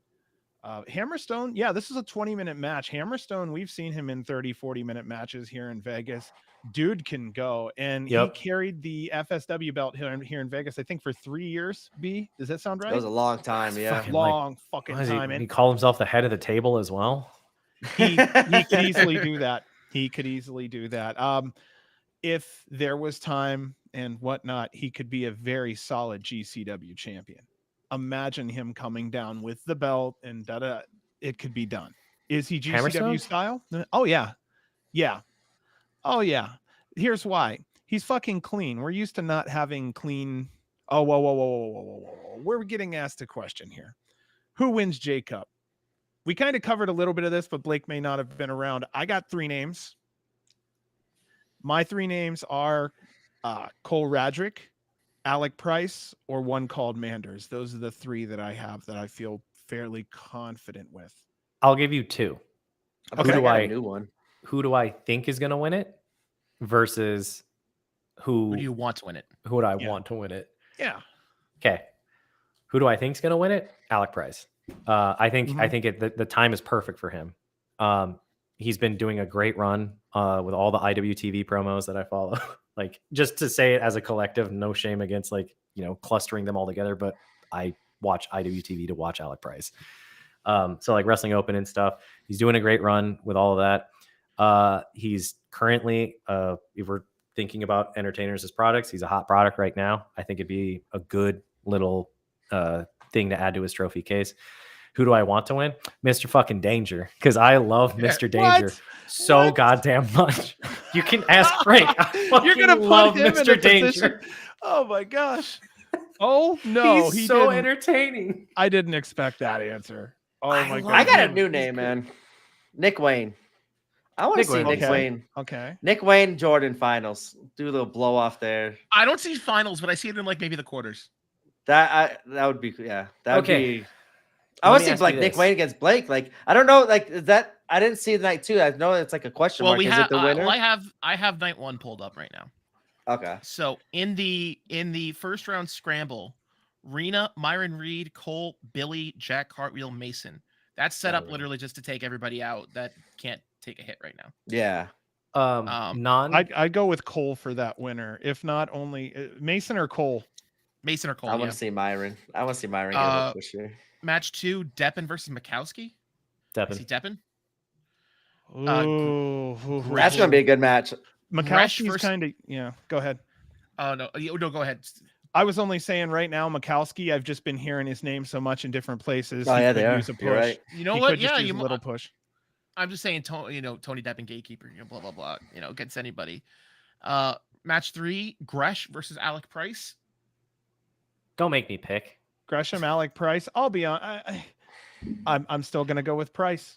Yeah, I see a story. They could be using. There's the story. Gresham could be making Price look honestly, good. Honestly, Sorry.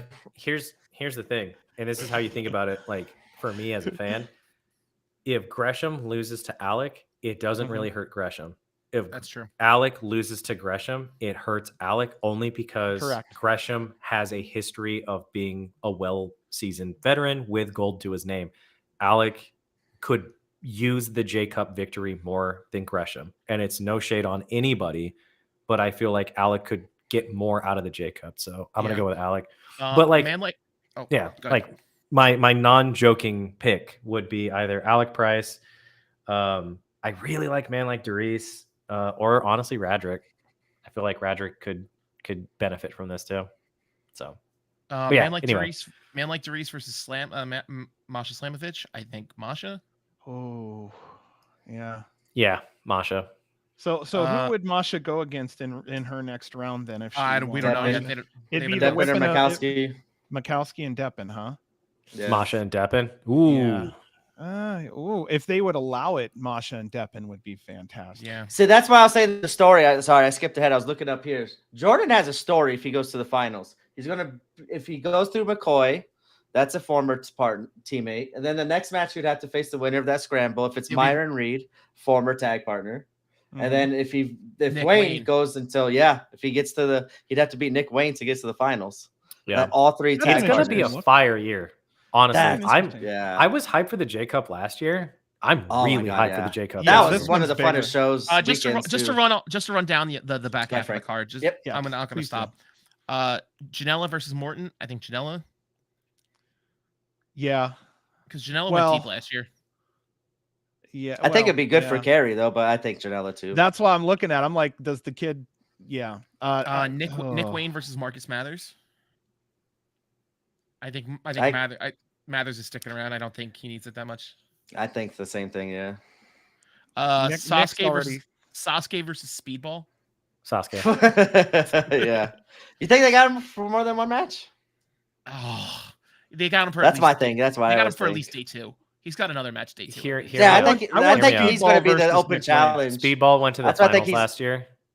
I want Speedball versus Nick Wayne in the next. That's it can honestly go either way. And then Oliver versus Sasuke. Sasuke versus Blake. Book it. Night 2. Open challenge. Sasuke comes out. That'd be fucking something else. Heat. I could see something Sasuke like that. And Blake Christian. Yeah. Wayne Mathers, I'd take Wayne, but I don't know how much deeper he'd go than round 2. Yeah, Wayne would have that. Give him Jordo Wayne round 2. So Jordo, let's see, Jordan Oliver's down there. The first time they possibly meet is the semifinals. Here's the one thing. If we get Blake in the finals if we get Jordo in the finals again this year, you can't do it again next year. Like I'm the same way. Yeah. I understand the 3-peat was a thing for deathmatch. It was cool, but like, I didn't know there was an. You can't have like repeated wins over and over. Like, there's actual bracket. Yeah. I'm the same way. Like I mean, biggest Jordan fan. I even this back to back, I don't think he needs it. I would rather see like someone like an Alex get it, or someone like a Darius. I want to see someone else that needs it. I think that if you're gonna have going through his history on the West and Price coming up on the East. That's the finals I want to see. Like that. We've been talking about those finals, those two representing JCW for a while. Alec and Jordan. That would be a banger. That would be like they went Jordan. Sorry, go ahead. I was just gonna say I asked our listeners, and in double digits, Alec Price came up. There was not even a close second. He's hot right now, dude. But it could be just our listeners because we're kind of big on Alec Price, but. Dude, what? And I'm gonna tell you, female after female after female love Alec Price. They do. So I don't know. That's a hard one to deny. And honestly, I've looked this past year. Alec and Jordan have crossed paths 3-4 times. I wonder if that's just warm-up matches. Yeah, they did like a couple times, like one-on-one, and a couple times in like triple threats or whatever. Like I know they just had the one against men like Darius. And they would always kind of have a little bit of static in the match. And the scramble. That last scramble. They have Alec and Jordo have a chemistry too that's so similar in style, but so different at the same time. That would be such a cool thing to see with stakes like the J Cup. One of the best matches I've seen of them was in Prestige. I hate to say it, like they had a Prestige match out east. Yeah, Alec Price against Jordan, yeah, the prestige So match do you out in see? East was Do you crazy. see Jordan? Do you see Jordan losing the J Cup? And I say this specifically because he's on his European tour, and the reason he's on his European tour is because he's got the JCW belt. I think He those. said I he was honestly- taking it with him, but I don't think that's like he's going to be in Japan here coming up soon. Yeah, too, I and don't think I don't it's a think he's gonna factor. need it. Like, Yeah. not that it's like a not important belt, but I think he's just taking it with him. Okay. Like it's one of his belts. I think that's not a deciding factor in anything. So, Hmm. but I think in a booking sense, Jordo passing the torch to Alec Price seems right.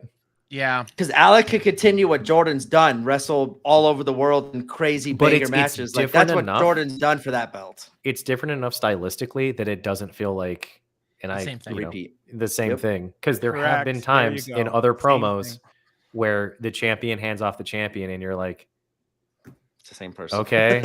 Yeah. Like in WWE, like we're talking that, like The Rock winning the belt off Roman, it's like cool. And now All right, the person we what's won't see next? for 6 months. Yeah. No, that I like that though. Alec Price, Jordan Yeah, would be a fun one. It's similar but different enough. It's like a good, not that he would be a transitional champ, but it's a good transition from one champ to another. I agree. So then next night, then would the champion take on Blake? Isn't that how that? No, it goes? says open challenge. That's why I just Open double check. It says challenge. that's why I was Oh, saying like shit. maybe Sasuke loses to Bailey, feels cheated, and Open hey, challenge wants for one more Blake? match. Yeah, and I think that's Yeah, why maybe there's some- Sasuke could answer it. Let's I'm get just trying to Scar- think of who's in that tournament that could answer, but then I don't like that person getting a. You lose the tournament, but you get a world title match. Let's That's get another thing I'll Scarlett to complain come about. out and wrestle Blake, because I believe he DDT'd her at the last Jersey J Cup. I'm into watching Scarlett Was it a wrestle. DDT? Was it a DDT? Oh, yeah. Was it DDT or stomp? It was something, yeah. It was something. No, I don't think it was a stomp, yeah.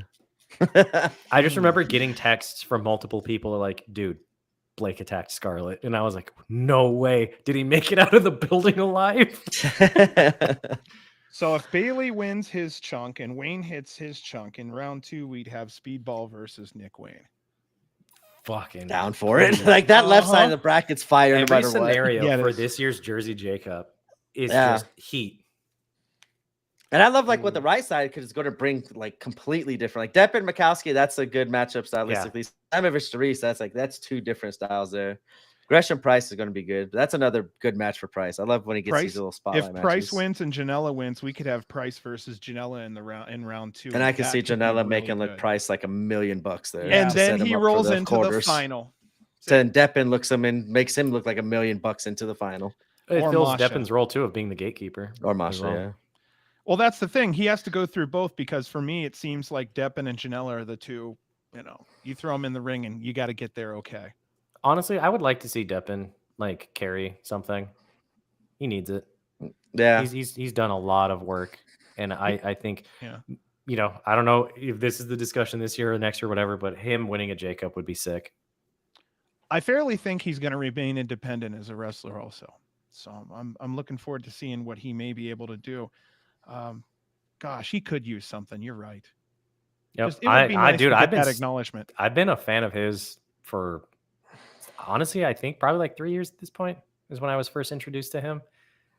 Nothing but great matches, and he can work with anybody. And it's like there's a reason he's called the gatekeeper. Like I had him sign my card that says the gatekeeper specifically because it says the gatekeeper on it. You share a small Nice. conversation with him, and you'll never not cheer him on. Like Oh yeah, yeah. he'll win you in one conversation. Nice guy. He's a real one interacting with fans. So we're saying Cole, or not Cole, but I said Cole and Price and Manders. Is Manders? I don't see Manders No, on here. Manners isn't on here. So I'd have to go with Cole and Price as my two. I'm going for the young cats, but again, my back pocket is I don't know if Cole really needs this title. It might be We're too small for him. real professional. Where we were cheering on someone who's not in the tournament to win the tournament. Dude, that's I am total professionalism. I ooze professionalism. Did you even go to journalism? Fuck no. What's that? I haven't read the paper in 30 years, bro. Paper. So we're doing top two picks for like right? main event, or like 2 picks to win it. What was that? Are we doing 2 picks to win it, or what is yours, John? You said the two. I would say the main event on Jersey Night 2 for me, I think would look like Alec Price versus Speedball Mike. Yeah, Bailey. you've won me over with that one before. That's a good one. Speedball think again. that's it. So back-to-back appearances Yep. in the main event. Yep. You No, got it. Jordo Price. You got me with Jordo Price. Oh, gotcha. That's a good one too. Yeah. Okay, so Yeah. I guess what I'm asking is like, what is the main event for the J Cup year 2? Oh, what do you think match of the night's gonna be? No, The what- main The event. main event. The Jordo finals. final Price. 2. Jordo Price seems to make I sense. think They're so like Jordo too. Price? Yeah. Jordo Price. That's where I'm at too. And Yep. I think Price goes over.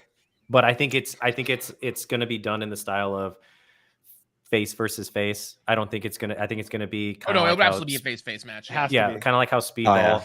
and Jordo was, where like at the end of it they just hugged, and then that's how it is. So I could You mean- see even you- Jordan possibly starting to do some little heel work to try to like, hey, I don't want to lose this belt. I'm taking it back with me, Yeah. kind of thing. Like to even further push Price along. I'm thinking Jordan's going to go far in this just so McCoy can fuck him over in the last. Oh, couple please rounds get McCoy somewhere. out of this. You know that's I'm gonna happen. sorry. I'm Like, not deep that's onto too McCoy. much. He doesn't grab. It's my just gone attention. too long Nothing to me. against him. I like Raleigh. There we go. There's a dream match night too. Sasuke versus Danger. I was thinking Gresham Thank versus you. Danger. I was, Yes. dude, That is awesome. my real answer, you have my real answers. My fantasy, throw everything at the fucking wall and what sticks, Mr. Mhm. Danger. Honestly though, like no jokes or anything. If you watch Mr. Danger's matches, like he's awesome. He's very entertaining. He does some awesome flippy shit. I think he's like one to keep an eye out for. So Frank out east. What he was one of the settlements. Is there a wrestler Rocket? He's out of Tremont School. Yeah. Okay. really. Or Yeah, I that's think who- he was. Hold on. I think he was out of Tremont School. I forgot his name, but like I when I first saw Mr. Danger, like I got confused and I thought that was him. I was like, oh, because like that Rocket person was cool, but Danger is awesome. Like the 3 matches I seen of his is pretty Yeah. dope in GCW. He's just a spot waiting to happen. But I didn't Rocket- know. Yeah, Rocket is from Tremont School, I believe. Okay, yeah. I just think can't me remember. and Frank were talking about it when he was here. Like Mr. Danger is awesome. Give him a couple of years, and I think he's gonna be big. Yeah. Is he at AR Fox's school? Is that what they Yeah. were saying? Yeah. Oh yeah, definitely can't wait to see him. Yeah, I saw him He's once. the- I want to say on I think it was a Black Label Pro show or something. And ever since then, I found him really fun to watch. So, Mr. Danger took the spot that Justice used to have for the high dive. You know, the viral high dive spot of the weekend. Yeah. Yeah, he's definitely did that's that pretty much- this weekend. He was the one who literally put the highest in the room into highest in the room too. That Yeah. ladder, yeah. I think he's under the radar right now, but I think a year from now we're gonna look back at all Yep. these crazy dives and shit and be like, this motherfucker really put it on the line, and we didn't. yeah, We didn't appreciate him till later. Well, I don't think any spot in the UCC is going to top Ninja Mac falling off of the roof. I was right underneath yeah. there, dude. That was that so was fun. nuts. Because it was Speedball and Ninja Mac fighting on the catwalk in the back of the Yeah. UCC. Mm. And then he almost hit the printer. You just saw Speedball's face. That was like one of his first matches back. He accidentally stepped on the printer, like the fear in his eyes. He was like, "Oh my god!" Like, and someone made a joke like, "He better not hit that printer, or else he's gonna go back to Canada. And we won't see him for another 7 years." Oh, Raleigh said they were at that match too. Yeah, I was right Oh, underneath shit. Ninja Mac and Damn. Speedball when they're up there. I was like on the right hand side. Like, but I was like shocked there was one door. Like, really throw another door under there. Give him something to fall on. Fuck, man. I literally turned. I was like, we're really just going to do one door right now. Good luck, Ninja. Yeah, well, he's That was fun. small. He'll bounce. No offense. All That's right. Well, that that Welcome to was- Heartbreak. yeah, that was the first night. No, that was the night Yeah. they rioted. So that was the night they rioted with Joey and Yeah, X-Pac Raleigh went to that, and then Coldest Winter won, and then Yeah. came back and the was next like, night. "You're coming." He didn't even ask me. He's like, "You're coming with me to Paranoid," and I was like, "Okay." And then I like wrestling. Went to my first GCW event, met Minoru Suzuki, and then we watched Bussy win the belts, and like, yeah, that was sick. So Wow. that was like right around that time too. Yep, that was fun. You know Yeah. what's eating at me The good is that times. Arizona in 3 months, gets 2 shows and Las Vegas gets 1 a year. I'm gonna be hitting up It's Vegas so soon sad, bro. because you It's guys always get a Silver Nugget show, and you Dude. always run glass and Silver Nugget. fans always show the fuck up in Vegas, and I don't understand it. But okay, so capacity there's like 1,200. We go up there. Yeah, you guys get one I'm guessing big 14 to show. 16. Yeah, we get one huge show, and that's what I'm going to do on our podcast. Is I'm going to be like, look, guys, you're coming to Vegas. We get one a year. You better fucking bring it. I Yeah. mean, you really need to fucking bring it. So we'll find out. But yeah, Yeah. West Coast fucking loves. Oh, what's up? That was one time. That was the You guys get- the collective weekend where they got 7 shows in 48 hours. We had Yeah. that one. That was That's that every when single one though? was that Downward Spiral that he's referring to? Yeah. Yeah, No, that's that was when Full me Tilt and, like, Weekend.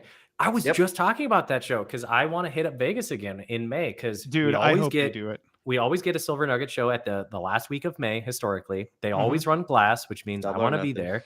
And then they always bring in a couple other people because AEW is there. And Mhm. the shows are cheap as shit because me and Raleigh went to a midnight Black Label Pro show and the tickets were like $20. And they always do one show that's in the middle of like that Fremont Street Mall. Yeah, VXS. The Excess always does that that street was show. don't even Well, PXS. Raleigh, are you West Coast? Because the way He's you're Arizona talking- too. He's Oh, is he? he's to the gap with He's the one of Nile. my homies. Yeah. Oh, okay, cool. He's part of then. the Oh, reason GCW was in. He's a number Nile. he's a number I gave to you. Okay, Yeah. okay, cool. Good. Well, that's even better then. So it's a familiar. Yeah. That I got sick that weekend with COVID from some wrestler. I don't know who. That Full Tilt weekend. Yeah. I attended every fucking show still.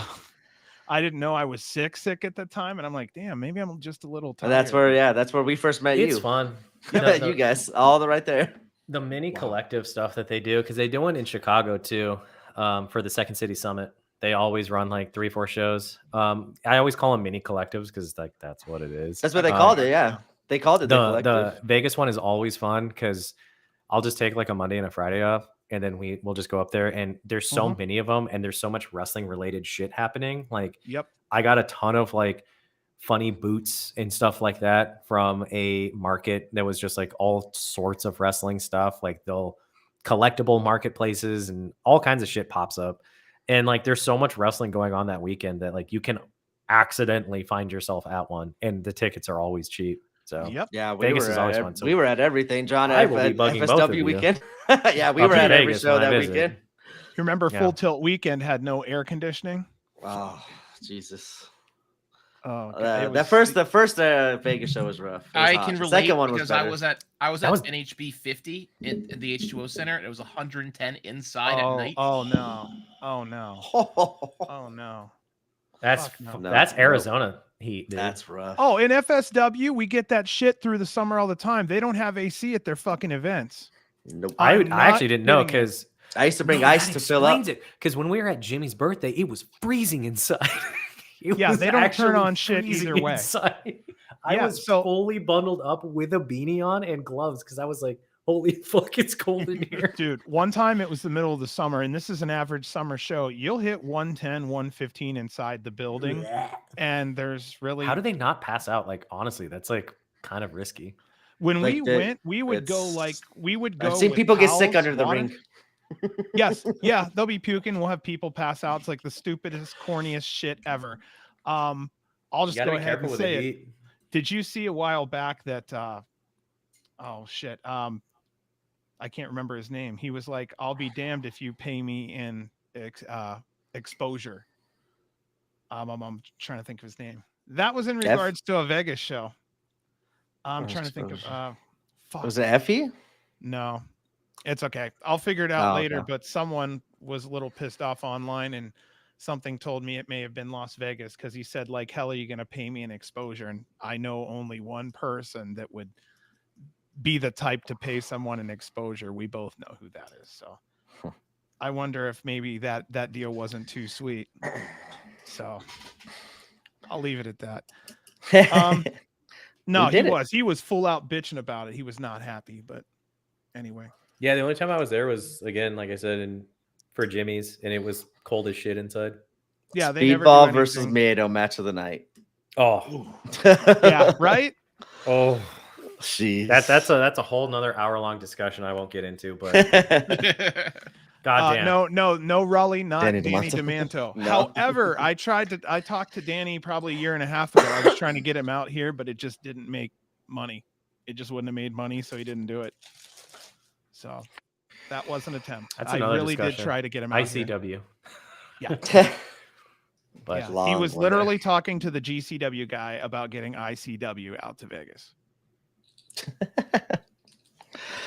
All right, well, we did it, John. We did LA. Gabe, Frank, you joined us here. We appreciate you guys. That was awesome, man. Thank you guys so much. And You Gabe, guys rock. Yes. thank you guys for everything in Arizona. Frank and I seen you in person in Arizona too. It was awesome. Yes. And hopefully Mhm. I can make it down again. I know you guys are all probably planning on June June. 16th, but hopefully I'll make it down there. We'll see. I'll It's be Father's there. Day. I'll be there.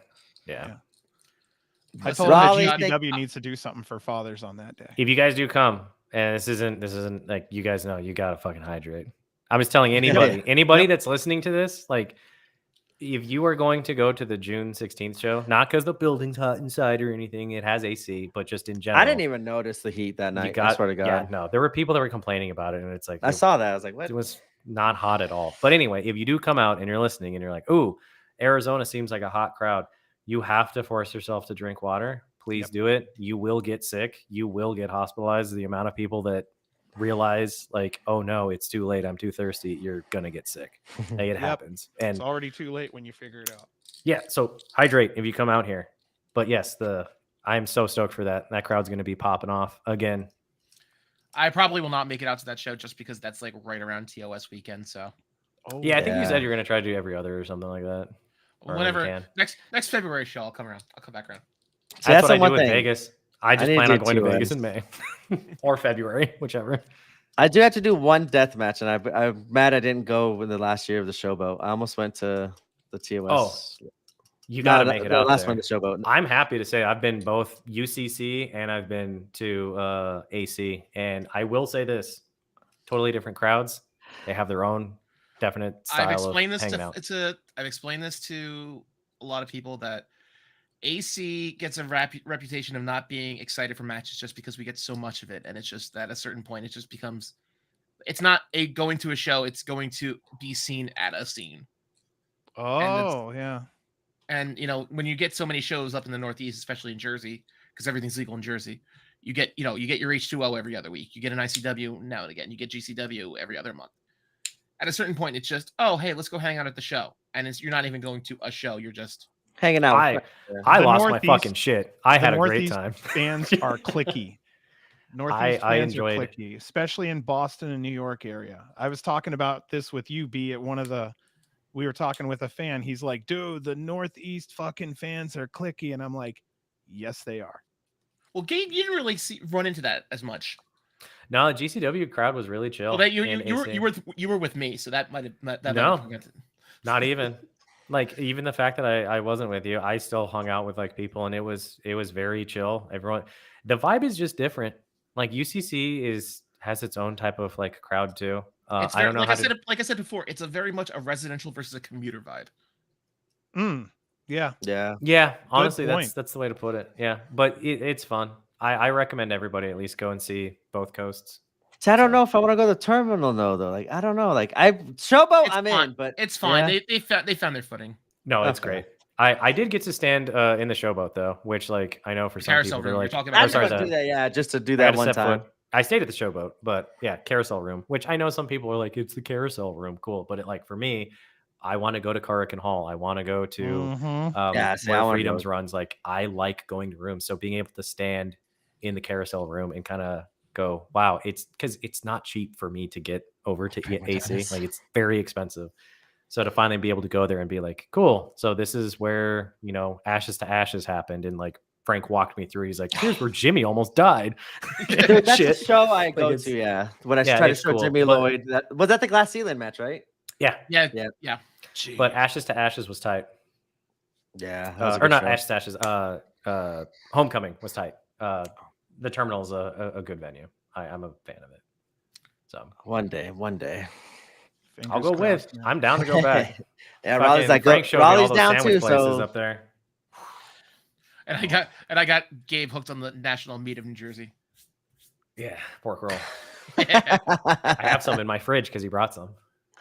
I mailed pork roll to Gabe's house before I visited this week. So. Oh, that's a friend right there, man.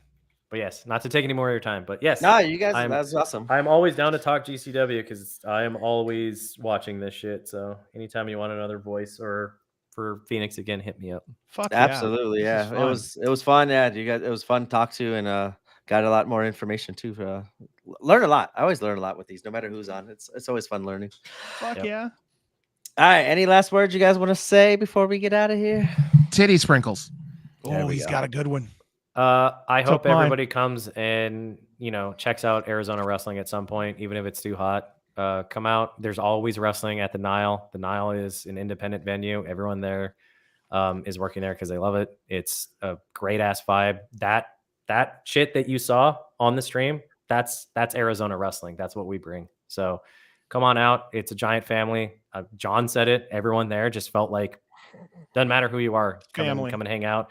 It's a safe space. We have queer talent there, queer people in the crowd. Like it's just an overall good vibe. Just come and check it out. If you're coming in the summer, sound. hydrate. If you go to Definitely the my word. If you go to the showboat, don't fucking park at the showboat. Park at the Hard Rock. It's cheaper. That's true. That's actually true. Big advice right there. I didn't even know they charge, so yeah, good to know. $35 a day. Eat my ass. For $35 a day, That's a true life hack that I learned from him. Wow. Yeah, I have nothing but good things to say about AZ. I'm 100% back. No questions asked. The crowd just exude thankfulness. Yep. Like it was just Yeah. No, he unplugged himself. It was so good, man. I'll say thank you for him since he seemed to unplug himself. No, I agree. Like I loved the drive. I loved the people there. Didn't really get to eat much other than when we went to Waffle House afterwards, but would love to try the food next time. But it was I loved every single piece of it. I had nothing bad to say. Come out about a day or two Arizona. before, if you can. I'd love to, yeah. And I'll fucking show you all the spots. Frank can be my Yelp review. It's been a long time since I've been impressed with the city. Like I've never been there, and wow, I want to go back. And it was just awesome, and especially for the wrestling's like summer, that. But, We're Vegas, we're kind of used to it, but it's I was gonna say, little you're used to different it. heat. Yeah, Yeah. I'm good with So- that. You good over there, John? We got it all hooked back up. We think. Well, we don't know. He's still going. Nope. Yeah, check out AZ Wrestling. We have a lot to offer. We have a lot of awesome homegrown talent that is eager to get out there. And Bryn Thorne for next GCW, please. I would love to see her beat ass with someone. I think she's defending the Grap House belt out here. Yeah. Against Nick Sander, if I'm not mistaken. Oh, we John's gone. totally lost John, huh? All right. Well, maybe we'll send him out of here. You guys can hop on here with the long live GCW. No, just kidding. Oh, my flag's right there. Ah, But yes. All right. Oh, here we go. John, hop back on. Let's see if he's get there now. You on? You there? You still live? Nope, No? No sound. No sound? No? Okay. All right, might have to get out of here solo. All right. All right, guys. Well, thank you again, Frank, Gabe, and everyone else that hopped by. Raleigh, Biz. I'll say bye on behalf of John. He can't talk. It's all right. We're 3 hours in, 3.5 hours in. Shit, we're really Jesus late. Christ. Rats. You guys gotta get out of here. So long live GCW. We will catch you guys next time. Thank you, guys, everyone. bye. Have a good one. Bye bye.